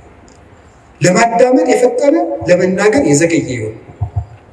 የሰው ልጅ ብዙ የማዳመጥ የምታዳምጡ ከሆነ ሰው ይወዳቸዋል። ከሰው ጋር የመኖር ጥበብ አንዱ ማዳመጥ ነው። እንደውም ልንገራችሁ፣ ሰዎች የት ይገኛሉ ብላችሁ ብትጠይቁን ልንገራችሁ የት እንደሚገኙ። አንደኛ የሚበሉበት ቦታ ነው የሚገኙት። ሁለተኛ የሚሰሙበት ቦታ ነው የሚገኙት። የሚሰሙበት ቦታ። ሶስተኛ የሚወደዱበት ቦታ ነው የሚሄዱት። አራተኛ የሚከበሩበት ቦታ ነው የሚኖሩት። ሰዎችን ብትፈልጓቸው የምታገኙት ከዚህ ነው የምታገኟቸው። ወይ ከሚሰማቸው ሰው ነው ሩጠው የሚሄዱት፣ ወይ ከበሉበት ቤት ነው የሚገኙት፣ ወይ ወደሚያከብራቸው ሰው ነው የሚሄዱት፣ ወይ ወደሚወዳቸው ሰው ነው የሚሄዱት። ከቤትም ጥለውን የሚወጡት አራቱን ሲያጡ ነው። ወይ አልሰማቸው ስንል፣ ወይ አልወዳቸው ስንል፣ ወይ አናከብራቸው ስንል። ጥለውንም የሚሄዱ በዚህ ነው፣ ወደ እኛም የሚመጡ በዚህ ነው። ስለዚህ ይሄ እንዲኖረም ነው አድርገን ማዳመጥ። ከቃሉ ጋር ናችሁ። ምን እንደሚባል ራሱ ማዳመጥ በትክክል የማዳመጥ መንገድ እንግዲህ ተማሩ። እናቱ ምንድነው? ሳይቃወሙ መስማት፣ ሳይተረጉሙ መስማት፣ መልስ ሳያዘጋጁ መስማት የሚባለዋል። ሳይተረጉሙ መስማት ምንም አትተርጉሙ። ዝም ብላችሁ ሰውየውን ዝም ብሎ የሚያፈሰው ወሬ ስሙ። አይ ወሬው የማይረባ ስለሆነ ጅልጅል ሰው ማዳመጥ አለብን እንዴ? ጥያቄ ልመልስላችሁ። አንድ የገዳም መምኔት ነበረች እና የገዳሙ እናቶች ተሰብስበው ምን አሏት? እናታችን አቤት ሰው የማይረባ ወሬ ሲያወራን ዝም ብለን እንስማ፣ እንዴት እናርጋለን? ወይ ጥለን እንሂድ።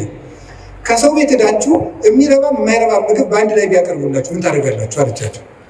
የሚመስለንን በልተን እግዚአብሔር ይስጥልን ብለን እንመጣለን አሉ። እንግዲያውስ ሰው የፈለገውን ቢለፈልፍ የሚመስላችሁን ያዙ፣ ሌላውን ለራሱ ጥላችሁ ኑ እንጂ ስሙት አለች። እንዲህ ብላ መለሰች። መንፈስ ቅዱስ ያደራት ሰው ነበረች። እሷ ሚያዝያ 11 ቀን ስንክሳር ላይ የምትውል እናት ናት። እንዲህ ብላ ይመለስላቸው። ስለዚህ የእግዚአብሔር ቤተሰቦች ሰው የፈለገውን ያህል ያውራ፣ ስሙት፣ ዝም ብላችሁ አዳምጡ። ብዙ ጥበብ ሰሎሞን በመናገር ብዛት ኃጢአት ሳይኖር አይቀርም ይላል። በመናገራችን እንጂ በመስማታችን ተጎድተን አናውቅም። እግዚአብሔርን መስማት፣ የሚነገረውን ነገር መስማት፣ የሚባለውን ነገር መስማት፣ ሁሉን ነገር አስተውላችሁ መስማት ይገባል። የማዳመጥ እድል እንዲኖረን ለሚሰማ እግዚአብሔር የሚሰማዋል። ለዚህ ነበረ የጌዴዎን ልጅ ቆሞ ስምዑኒ ሰብአ እስራኤል ወእግዚአብሔር ይስማዕክሙ፣ የእስራኤል ወገኖች ወይ ስሙኝና እናንተንም እግዚአብሔር ይስማችኋል። ሰውን የሚሰማ ሰው እግዚአብሔርም እሱን ይሰማዋል። ጊዜ ለማዳመጥ ጊዜ ለምን አልኳችሁ? አቤት ለማዳመጥ ጊዜ ስጡ። አንድ ለመናገር ግን ቀንሱት። እኔ እውነቴን ነው፣ በዚያው መናገር። እኔ የካህናት ችግር በጣም የሚያሳዝነኝ፣ ከካህናት ሄዳችሁ ስትናገሩ ወጡን ተናገሩ።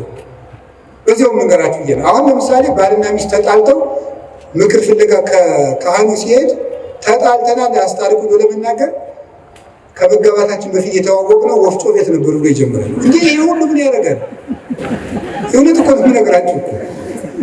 ይሄ ሁሉ የሚሰራው ስራ አለው የለም።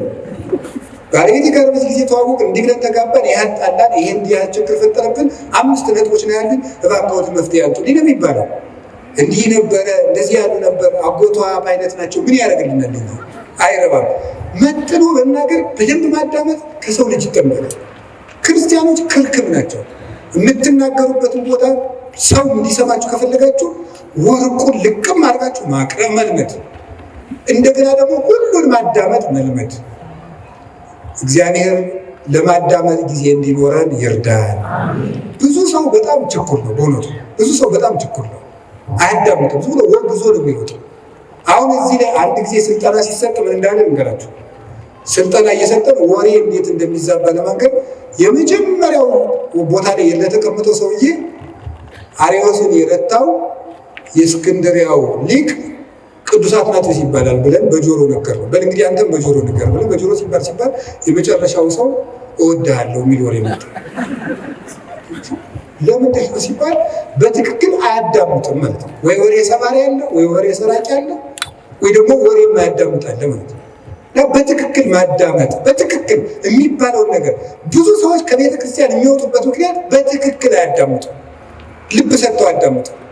ይሄንን ነገራችሁ እና የሰውን ወሬ ደግሞ አለመተርጎም፣ አለማጣመም፣ አለመሰንጠቅ፣ ሌላ ትርጓሜ አለመስጠት፣ ከትናንት ጋር አለማያያዝ፣ ከነገ ጋር አለማያያዝ፣ አሁንን መስማት ማዳመጥ መልመድ አለብን። ጊዜ ለማዳመጥ እስኪ በሉ 3 ነጥቦች ነው የቀሩኝ። ጊዜ ለስራ እስኪ በሉ ጊዜ ለስራ በሉ። አቤት ጊዜ ለምን? አሁን የእኛ ሀገር ሰው ደግ ነው፣ የኢትዮጵያ ሰው በዚያው ደግሞ ቂመኛ ነው። በጣም ቂመኛና ወግ ሰንጣቂ ነው። ከምንድነው የመጣ ብዬ እንደው ዝም ሲገርመኝ ዝም ቁጭ ብዬ ሳስበው ነው። ጥናት አላረኩበትም፣ ባለሙያም አይደለሁም። ሳስበው ከስራ ፈትነት ነው የሚመጣው። ይህ ወሬ ሰንጣቂነታችን የሚመጣው ቁጭ ብለን እንደዚህ ያለኝ እንደዚህ ለማለት ፈልጎ ነው፣ በቀደም እንደዚህ ያለ ለካ እንዲህ ማለቱ ነበር የምንልበት ዋና ምክንያት ስራ ፈት ስለሆነ ወሬ ስንቀምር የምንውለው የስራ ቀመር ስለሌለበት፣ ስለዚህ መስራት መልመድ አለብን ነው። እንዳንሰራ አገሪቱ የስራ እድል የላትም ነው የእናንተ ትምህርት። ወንድም ያንተ አልገባህም፣ ካባ ለብሰህ ለፍልፈህ ትሮጣለህ፣ እኛ ስራ አትናያለን ነው አይደል? ነው መልሱ ነው። እኔም ደግሞ መልሳለሁ። ሌላው ቢቀር አታነቡም ወይ ነው። እማታነቡሽ ስራ የለም፣ አልተቀጠራችሁም፣ ንግዱም ሞቷል አላችሁ። ምንም ማለት ለምን አታነቡ? አንድ ሊቀ ጳጳስ አንዱን ሰው አገኙትና ልጄ ለምንድን ነው የማትማር አሉት። አይ ምን እየበላው ልማር አላቸው። ስትደነቁሩ ምን እየበላ ደነቁር ቀር እንዲሁ ይገርማል። ለምን አታነቡ? ቁጭ ብላችሁ ዝም ወሬ ስትጠቀጥቁ ከምትሉ ቁጭ ብላችሁ እስኪ አንብቡ። እውነቴን እኮ እነግራችሁ። ተግባር እኮ የሀሳብ ልጅ ነው። ሀሳብ ደግሞ የሚገኘው ይኸውላችሁ፣ እንጨት ሳትሰበስቡ እሳት ማንደድ ትችላላችሁ? ይቻላል? አይቻልም። ሀሳብ ሳይኖር ተግባር የታመጣል፣ እቅድ የታመጣል፣ ስራ የታመጣል፣ ከሰው ጋር የመኖር ስልት የታመጣል። ተግባቦት እንዴ ልንገራችሁ። እኔ ባለፈው አንድ ቦታ ሄጄ ውጭ ሀገር እንጂ አንድ ቦታ ለጉባኤ ነው የሄድኩት። ዱባይ ስደርስ ኤርፖርቱን አላውቀውም እና ሰዎቹ ዊልቸር ቡክ አድርገውልኝ ነበር። ያው እንደ ዕቃ እየገፉ አቅጣጫ እንዲያሳዩኝ ማለት ነው። እና እዛ ሲሄድ ዝም ብዬ ብዙ እንግሊዘኛ አልችልም፣ ጉድ አፍተርኑን ምናምን ይችላል። እና እዚያ ዱባይ ኤርፖርት ውስጥ ያገኘሁትን ሰውዬ በጣም ነው የማመሰግን፣ ረዳኸኝ እንደዚህ እና እኔ ብዙ ጊዜ አቅጣጫ የማወቅ ችግር አለብኝ አልኩት። እንዲያው ሳስበው ግን በኋላ ጉራ ነው እንዲህ አልኩት። አቅጣጫ የማወቅ ችግር አለብኝ ስለው ምን አለኝ? አይ መግባባት ከቻልክ ችግር የለውም ማለት ነው። እና በህሊኔ ይዤው ቀርቼ ነው መግባባት ከቻልክ አቅጣጫ አይጠፋም ብሎኝ። እስኪ በሉት ይሄን መግባባት ከቻልክ አቅጣጫ አይጠፋም ነው። ስለዚህ መግባባት ከቻላችሁ የኑሮ አቅጣጫ ይጠፋል። እንዳትግባቡ ግን አትማሩ። ዝም ብለህ ንግግራችሁ ወልዳፋ ምናምን እንጂ ትህትና እኮ ያስፈልገዋል። አነጋገር ከአነጋገር ይፈረዳል፣ ከአያያዝ ይቀደዳል። ከሰው ጋር እኮ ተግባብተን ለመኖር ራሱ መማር አለብን፣ ማንበብ አለብን። ጊዜ ለስራ እግዚአብሔር 6 ቀን ሰራ፣ 1 ቀን አረፈ። እስኪ በሉ እግዚአብሔር በሉ እስኪ ስንት ቀን አረፈ? ያችን እሱ አርፎ ሳይሆን ለእኛ ብዙ ሰርታችሁ ጥቂት ረፉ ለማለት ነው። መንፈሳዊ ፍቻ ነው። 6 ቀን የተባሉ 6ቱን ቃላተ ወንጌል ፈጽማችሁ 7ኛው መንግስተ ሰማያት ፍጹም ተወርሳላችሁ። አንድም 6,000 ዘመን ሲፈጸም ፍጹም ዕረፍት ክርስቶስ ይመጣል ነው ሀሳቡ። ግን በቁሙ ግን ስራ መስራት አለባቸው። ጊዜ ለስራ በሉ። የተቀጠልኩበት ካምፓኒ የለም ካላችሁኝ ማንበብም ስራ ነው። ማንበብ ስራ ነው። ማሰብም ስራ ነው። መራመድም ስራ ነው። እንዴ መጽሐፈ መነኮሳት እኮ ይላል እየሰገድክ ራሱ ዝሙት ካልጠፋልህ ተንቀሳቀስ ይላል። ተንቀሳቀስ፣ ቁጭ አትበል ከቤት ይላል። ተራመድ ብሎ ይነገራል። መራመድ፣ ስራ መስራት፣ መንቀሳቀስ። እንደ በቃ ካቃታችሁ ደግሞ ሩጡ ራሱ። እንዴ እውነቴን እኮ ነው የምነግራችሁ። ብቻ ገደል እንዳገቡ ናችሁ። ሩጡ፣ ብትሩጡ ይሻላል ቁጭ ብላችሁ መከራችሁን ከምታዩ ማለት ነው። እንዲያው ይባላል ይላል እኮ አባቶቻችን። እንዲያው ዘመን አድርገን ስናገረው ስራ የፈታ አይምሮ የሰይጣን ቤተ ሙከራ ነው ይባላል። ሰይጣን ኃጢአቶችን ቴስት የሚያደርግበት ስራ ፈቱ ላይ ነው እየወሰደ። እንዲሁም ከሚሰራው ሰውዬ እያፈረ የሚመጣው ሰይጣን ሁሉ ወደዚያ ሰውዬ ነው እየሰበሰበ እና የሚሰራውን ሰውዬ የሚፈትነውን ሰይጣን የስራ ፈቱ ሰይጣን እስኪ ዞር ዞር ብዬ ልምጣ ብሎ ቀስቀስ ብሎ እንደው ሲሄድ ከስራ የሚሰራው ሰውዬ ጋር የሚታገለው ሲያገኝ ወደዚያ አትልፋ የኔ ስራ ፈታለ ና እንሂድ ብሎ እንደ ድግስ ወደዚያ ዞት የሚሄድ የሚመስለኝ ነው። እሺ እና የምሬን ነው የምነግራችሁ። መጽሐፈ መነኮሳት በእርግጥ ምን ይላል? ከትጉህ ባይታዊ ጋር የሚታገለውን ሰይጣን እንቅልፋሙ ላይ የነበረው ሰይጣን ይሄድና ናይን የሰነፋለ ብሎ ዞት ይመጣል ይላል። እዚህ ጋር አትልፋ ይለዋል። ያኛው ሌሊት እየጸለየ ቅንድብ ሲለው ለዚያ እኮ ነውላችሁ ከሚጸልየው ሰውዬ የተሸነፈው ሰይጣን ሁሉ እናንተ ላይ ነው እየመጣ ድብድም ያደርጋችሁ፣ ጫንም ያደርጋችሁ ማለት ነው። ስለዚህ እንደዚያ እንዳያደርጋችሁ ጊዜ ለስራ። እውነቴን ልንገራችሁ፣ የኢትዮጵያ ኦርቶዶክስ ተዋሕዶ ቤተክርስቲያን ሆና እንድትቀጥል ከሆነላችሁ ስሩ። ካልሰራን ቤተክርስቲያናችንን በተአምር ማስቀጠል አንችልም።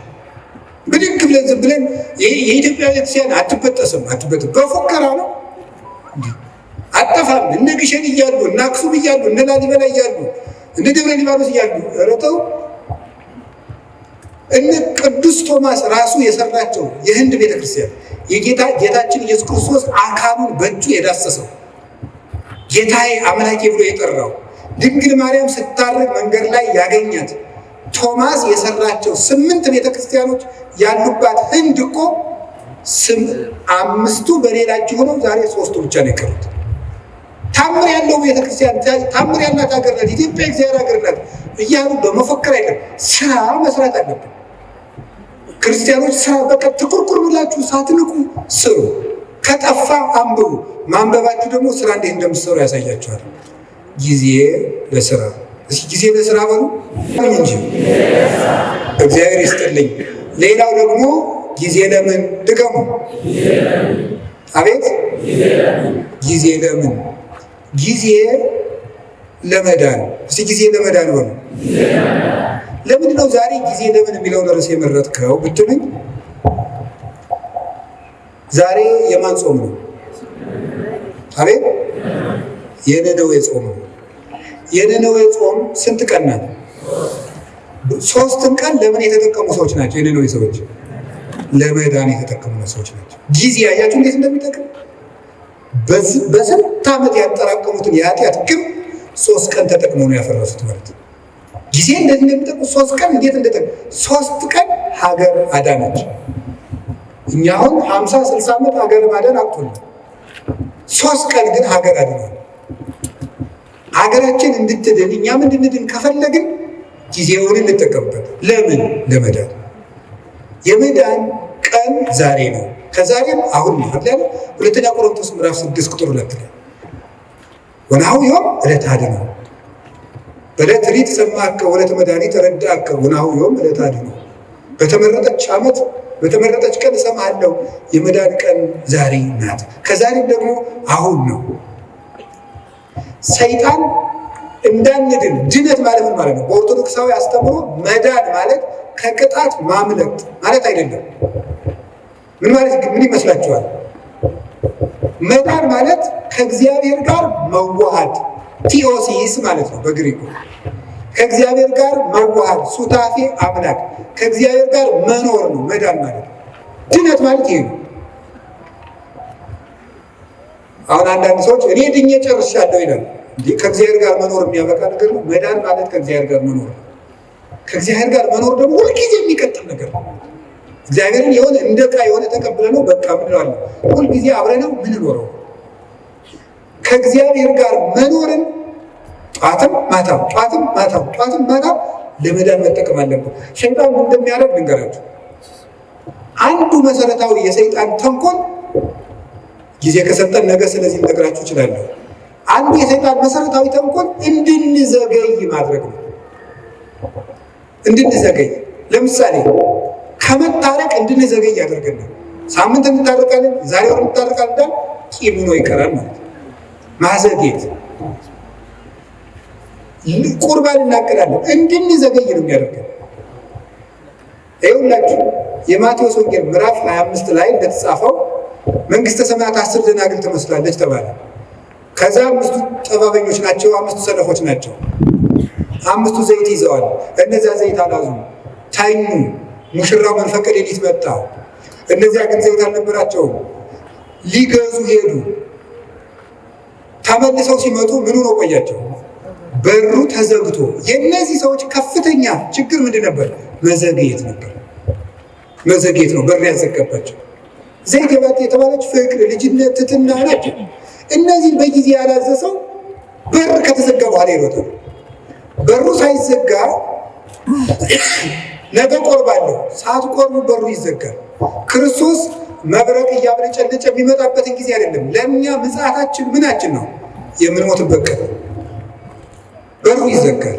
ሳንቆርብ ይመጣል፣ ሳንታረቅ ይመጣል፣ ሳንጸልይ ይመጣል፣ የቀማነውን ሳንመልስ ይመጣል፣ የበደልነውን ሳንክሰው ይመጣል፣ እንደተዝረከረክ ይመጣል።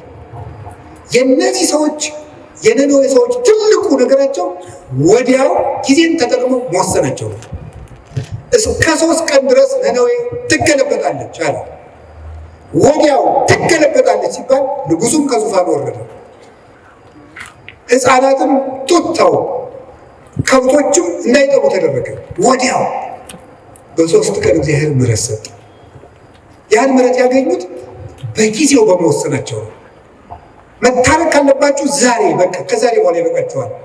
መቁረብ ካለባችሁ ካልቆረባችሁ አሁን ለቁርባን መዘጋጀት ነው። ለቁርባን አሁን ነው መወሰን ያለብን። መጸለይ ያለብን አሁን።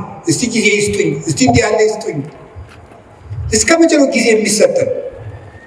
እስመ እግዚአብሔር መፍቀሬ ሰብ ሎቱ ስብሐት ይትዔገሥ ኩሎ ጊዜ። በልብ መታሰቡ በቃል መነገሩ ስሙ ከፍ ከፍ ይበልና ሰውን የሚወድ እግዚአብሔር ዘመን አስፍቶ ወራት አብዝቶ ለንስሐ ይሰጣል ይላል ቅዱስ ዮሐንስ እስክንድርያ ሃይማኖተ አበው ምዕራፍ 52 ቁጥር 26 ላይ ሲናገር ወራት አስፍቶ የሰጠን ለንስሐ ነው፣ ለመዳን የሰጠን እንጂ እንጨቃጨቅበት አይደለም። ስለዚህ የእግዚአብሔር ቤተሰቦች እኔ የምነግራችሁ ነገር እውነቴን ነው። እኔ እንግዲህ የምትነግዱት ነግዱ፣ ጊዜ ለዚህ ስጡ፣ ለመዳናችሁ ጊዜ ስጡ። ምንድነው ምን ስናደርግ ነው? ስናነብ መጽሐፍ ቅዱስ። ምንድነው ስናደርግ ነው? ንስሐ አባት ጋር ስንገናኝ፣ ስንጸልይ፣ ከቤተ ክርስቲያን ጋር ያለን ግንኙነት ጥብቅ ሲሆን ጊዜ ለመዳን እንጠቀምበት። እግዚአብሔር የመዳን ጊዜ ሰጥቶናል። ክርስቶስ ከተወለደ ጊዜ ጀምሮ ያለው ጊዜ የመዳን ጊዜ ነው። በመድኃኒት ቀን እየታመምን ያለን ደግሞ እኛ ነን። በመዳን ቀን ሰው ይታመማል። ሐኪም እያለ ይታመማል። ሰላም እየሰለት ሰው ይታወቃል እንዴ? ንግሥተ ሳባ ትትነሳ ወትትፋታ ለዛት ትውልድ። የሳባ ንግሥት ተነስታ ይችን ትውልድ ትፋረዳታለች። እስመ መጻት እምጽንፈ ምድር ከመ ትራይ ጥበቦ ለሶሎሞን። የሰሎሞንን ጥበብ ልታይ ከዚህ ከምድር ዳርቻ ከኢትዮጵያ አንስታ ተጉዛለችና ዘአቢም ሰሎሞን ሀሎ ከሰሎሞን የሚበልጥ ጌታ ዛሬ እዚህ አለ። ሰላም በሌለበት ዘመን ጠራዋል። እኛ ግን ባለበት ዘመን ነው። እንጀራ እያለን እየተራብን ያለው፣ ውሃ እያለን የሚጠማን፣ መድኃኒት ተወልዶልን ነው የምንታመነው። የመዳን ቀን ዛሬ ነው። የመጨረሻ ድነት ለራስ እስኪ በሉ ድገሙኝ። ድነት ለማን? ለራስ። እዚህ ላይ የምጠቅሳቸው ጌታችን ኢየሱስ ክርስቶስ ከመጾሙ ከማስተማሩ በፊት ስንት ቀን ጾመ? በነገሩ እንጂ 4 ቀን። ብዙ ምን ማለት ነው? ከማገልገላችሁ በፊት ለራሳችሁ ጊዜ ይኖራችሁ ለማለት ነው። ዮሐንስ መጥምቅ 6 ወር ከመስበኩ በፊት ስንት ዓመት በረሃ ነበር? 30 ዓመት በረሃ ነበር። ብዙ ሰዎች ለራሳቸው ጊዜ ሳይኖራቸው ለሰው አገልጋይ ሆነው ይመጣሉ። ለራሱ ጊዜ የሌለው ሰው የሚያገለግለውን ሰው ጨምሮ ይጎዳል እንጂ አይጠቅም። ቅዱስ ጳውሎስ ጌታችን ኢየሱስ ክርስቶስ ካነጋገረው በኋላ 3 ዓመት በአረብ በረሃ ኑሮ ለራሱ ጊዜ ሰጥቶ አዳምጦ ያስተምር ሄደ። ለራስ ጊዜ። ይሄ ግን ማንን ይኖር መስል እንደውም ይላል ለሌሎች ከሰበኩ በኋላ እኔ የተጣልኩ እንዳልኩ ሰውነቴን እጎስመዋለሁ ይላል። ለራሱ ጊዜ ነበረው። ጌታችን ኢየሱስ ክርስቶስ ሲያስተምር ብሎ ማታ ደብረ ዘይት የሚያድረው ሰው እያገለገላችሁ ለራሳችሁ ጊዜ ይኑራችሁ ለማለት ነው። ለራሳችሁ ጊዜ ይኑራችሁ። አባታችን አቡነ ተክለ ሃይማኖት ምድርን ሁሉ ሲያገለግሉ ከኖሩ በኋላ መጨረሻ ላይ የተናገሩት አንድ ቃል ነበር። መቅረዝ ቢጠፋ ማን ያበራለታል? ጨው አልጫ ቢሆን ማን ያጣፍጠዋል? እኔ ዙሪያ ሀገሩን ሁሉ ጨው አደረኩት፣ እኔ ግን አልጫውን ወዮልኛል። መጨረሻ ላይ ገድል እንዳልቀመሰ ሰው ይላቸዋል። ገድል እንዳልቀመሰ ሰው እንደገና ደግሞ በአንድ እግራቸው ጥሎ ክርስቶስን ፍቅሩን እየፈለጉ መጋደል ጀምሮ ይሆን። ይሄ ለራስ ጊዜ መስጠት ነው። ይሄ ማንን ይመለከታል? እኔን፣ የቤተ ክርስቲያን ሰዎችን። ከዛ ሰዓት ማንን ይመለከታል? አስተባባሪ ብዙ ጊዜ ለራሱ ጊዜ የለውም። በዚህ ቁጭ በል ምናምን እንደዚህ በል ምናምን እንደዚህ። ይሄ በማህበር የሚደራጅ ሰንበት ተማሪ አይቆጡኝም፣ በጣም ነው የምንዋደደው። ሰንበት ተማሪ ለራሱ ጊዜ ያጣል። በቃ መዝሙር ይዘምራል፣ ሌሊት ያድራል፣ እንዲህ ይላል፣ ከበሮ ይመታል፣ ያስተባብራል። ለራሱ ጊዜ የለውም። እዚህ ወጣቶችም ትኖራላችሁ፣ የጥምቀት አንጣፊዎቹ ለራሳችሁ ጊዜ ይኖራል። ለታቦት ጊዜ ሰጣችሁ ማታ የሀገራችን ሰው ይላል ስትፈጭ ውላ አቦካች ባተላ እንደዚህ ነው ማለት ነው። ስለዚህ ለራስ ጊዜ መቼ ነው የሚኖረን? ሁልጊዜ አስተባባሪ ግን እንዳሉ ለከብቶች እያጠጣ እሱ ግን ይበሰብሳል ይባላል። ከብቶችን ያጠጣና ያረካቸዋል፣ እሱ ግን እየበሰበሰ ነው የሚሄደው። ስለዚህ ውሃን መሸከም ለመለምለም ከሆነ ጥሩ፣ ለመበስበስ ከሆነ ግን ጥቅም የለውም። ለራሳችን ጊዜ ይኖረን። ጌታ ለሐዋርያት ያላቸው እንዲህ ነበር፣ ለራሳችሁ ተጠንቀቁ፣ ለራሳችሁ እቀቡ ርእሰክሙ ኢታክብዱ ልበክሙ፣ ለራሳችሁ ተጠንቀቁ፣ ልቡናችሁን በመብል በመጠጥ በመቀማጠል አታክብዱ፣ ለራሳችሁ ጊዜ ስጡ ነው ያላቸው። ለራሳችሁ ቅዱስ ዮሐንስ አፈወርቅ ደግሞ ምንድን ነው የሚለው? አንተ ሰው ከቤትህ በድን እያለ የሰው በድን ልትቀብር ከሰው ልቅሶ አትሄድም። የራስህ ቤት እያፈሰሰ የሰው ቤት ልትከድን አትሄድም። መጀመሪያ የራስህን በድን ላውጣና ቅበር። መጀመሪያ የራስህን ቤት ክደን፣ እዛ ሌሎችን ቤት የሚያፈሰው ልትከድን ትሄዳለህ ይላል። ስለዚህ ለራሳችን ጊዜ እንዲኖረን ያስፈልጋል። ይሄንም ልንገራችሁ፣ እውነቴን ነው የምነግራችሁ። የእግዚአብሔር ቤተሰቦች እየገባችሁ እንደሆነም እንዳልሆነም አላውቅም። ወይ በጊዜም ይገባችኋል። ጨርሻለሁ። መጨረሻ አሁን የምንኖርበት ዓለም የ21ኛው ክፍለ ዘመን ወደፊትም የሚመጣው ዓለም ምንድን ነው የሚያደርገን ካላችሁኝ፣ ለራሳችን ጊዜ እንዳይኖረን የሚያደርገን፣ ጊዜ እንዳይኖራችሁ ያደርጋል። ሌላው ቀርቶ እየተሳሳታችሁ እንደሆነ እንዳይገባችሁ ጭምር ነው የሚያደርገው። የምታስቡበትን ጊዜ ነው የሚያሳጣችሁ። እንዲሁም መቼ ነው ስም የምታስቡ? ለመሆኑ ታስባላችሁ? ልንገራችሁ አንድ ነገር ማለት ነው። እንዲያውም አነብላችሁ ነበረ። እኔ ያው እንደናንተ ስልክ እጠቀማለሁ። ይሄ ሰፊ ስልክ መጽሐፍም አለው ስልኬ። እና አንድ ሰው ምን አለኝ፣ ኤአይ የሚባል መጣልና ይጠቅመዎታል አንዳንድ ጥያቄ የሚጠይቁት አለ። እሺ ብዬ የሆነ ቀን የሆነ ጥያቄ ጠየቅኩትና ማብራሪያ ሰጠኝ። አላ ያ የሰጠውን ማብራሪያ ኮፒ ፔስት አድርጌ ኖትቡክ ላይ ገለበጥኩና ተመልሼ ፕሊዝ ዲፋይን ኢት ኢን ዲቴል አልኩት ብየዋለሁ። የለም ላይ የሚሆኑት ምኑን አይለኝም።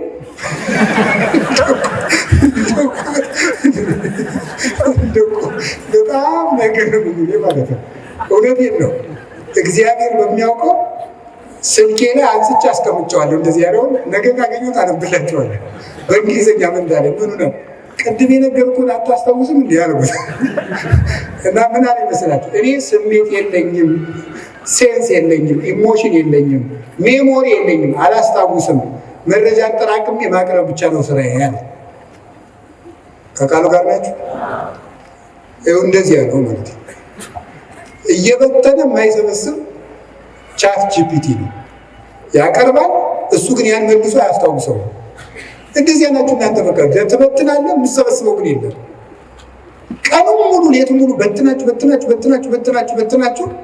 መጨረሻ ላይ ግን ዘወር ስትሉ እጃችሁ ላይ ምንም ጠብ ያለ የህይወት ጠብታ የለም።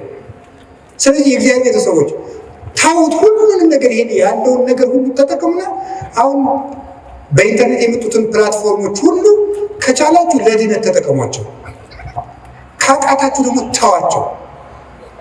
አንዳንድ ጊዜ ሰይጣንም ያታላችኋል። ምን እያደረገ አይ በቃ እንዴ መረጃ እኮ ጥሩ ነው ይላል። ወይ ጉድ! እኔ ንገራችሁ፣ አንድ ሰው መረጃ ሲሰበስብ ቢያንስ ሁለት ዓላማ ይዞ ነው መሰብሰብ አለበት። አንደኛ ለነፍሱ የሚጠቅመውን ነገር፣ ሁለተኛ ለኑሮ የሚጠቅመውን ነገር። ከሁለቱ ውጭ የሆነ ነገር ላይ በማዳመጥ ጆሮአችሁ መደንቆር፣ አይኖራችሁ መደንዘዝ የለበትም። ምን ትወጣል እንዴ? ሰዎች እኮ እንደው አሁን እኮ በሉታውት ሁሉ እንዲያወጡታሉ ጉርባዴ ይቀራል። ስለዚህ ለራሳችሁ መቼ ነው ጊዜ የምትሰጡት? አሁን ስታነቡ፣ ኢንተርኔት የምታዳምጡ፣ ቲክታክ የምታዳምጡ፣ ፌስቡክ፣ ዩቱብ የምታዳምጡ ወይ ለነፍሳችሁ ወይ ለእንጀራችሁ። እስኪ በሉ ወይ ለነፍሳችን ወሉ፣ ከዚያስ ወይ ለኑሯችሁ አዳምጡ። ከዚህ ታውት ለራሳችሁ ጊዜ ይኖራችሁ። ለራሳችን ጊዜ እንዲኖረን እግዚአብሔር ይርዳን። ርዕሱ ብዙ የሚያስነግር ነው። ለዛሬ እንዳይመሽ ብፁዕ አባታችንም ሌሎች አባቶችን ማስቀምጨን የሁሉም ለፈልፍ ጊዜ ለምን ዘርዝሩት እንጂ ከላይ ጀምራችሁ ጊዜ ለእግዚአብሔር፣ እሺ፣ ጊዜ ለስራ፣ እሺ፣ አቤት፣ ጊዜ ለቤተሰብ፣ ሌላስ፣ ጊዜ ለማዳመጥ፣ ሌላስ፣ አቤት፣ ጊዜ እና በዩቲዩብ ሁሉ የሚያወራው ሰው አትስሙት። ከተጣሉኝ የሚጣሉ አሁን እንትና አቶ እንትና እውነቱን አፈነዱት ይላል። ምንም ይፈነዳ ነገር የለም። አትስሙ። በቃ እንደዚህ አፈነዱት፣ ዘለቁት፣ አፍረጠረጡት የሚል ነገር አትስሙ። በቃ እውነት ብቻ የምትሰሙትን ምንጭ ለይታችሁ ስሙ። እስከ መጨረሻው ጨርሼ የምናገርበት ምክንያት ትውልዱን የሚጠፋል። እንደው እኮ ይገርማል። አሁን ቅድም በነገርኳችሁ መሰረት ያ ኤአይ የሚባለው ሰውዬ ወደፊት ለኦርቶዶክሳውያን ፈተናችን ምን ሊሆን ይችላል ብዬ ጠየቅኩት። እመቤቴን ቅርብ የመራቸው አንዱ ኤአይ ነው አለ። ከልብ እኮ ነው የምነግራችሁ ማለት ነው። አንዱ የኦርቶዶክሳውያን ፈተና ኤአይ ነው ብሎ ራሱ አልነገረኝም። ገርሞኛል ይህ ሰውዬ ብዬ። ኤአይ ሰውዬ አይደለም፣ ደንቆሮ ነው፣ ዲያባንዳችሁ። ስለዚህ አሁን የምነግራችሁ ነገር የእግዚአብሔር ቤተሰቦች ለጊዜ ለቤተሰብ ጊዜ ለማዳመጥ የሚረባችሁን አዳምጡ፣ የማይረባችሁን ተውት። ቀጥሎስ ጊዜ ለመዳን በሉ። ለመዳን ጊዜ እንዲኖረን ደግሞ መጨረሻ ላይ ጊዜ ለማን? ጊዜ ለራስ። እግዚአብሔር ጊዜ ይስጠን። ጊዜ የሰጠን እግዚአብሔር ከምስጋና ይግባው። ወስብሐት ለእግዚአብሔር። ይቆያል።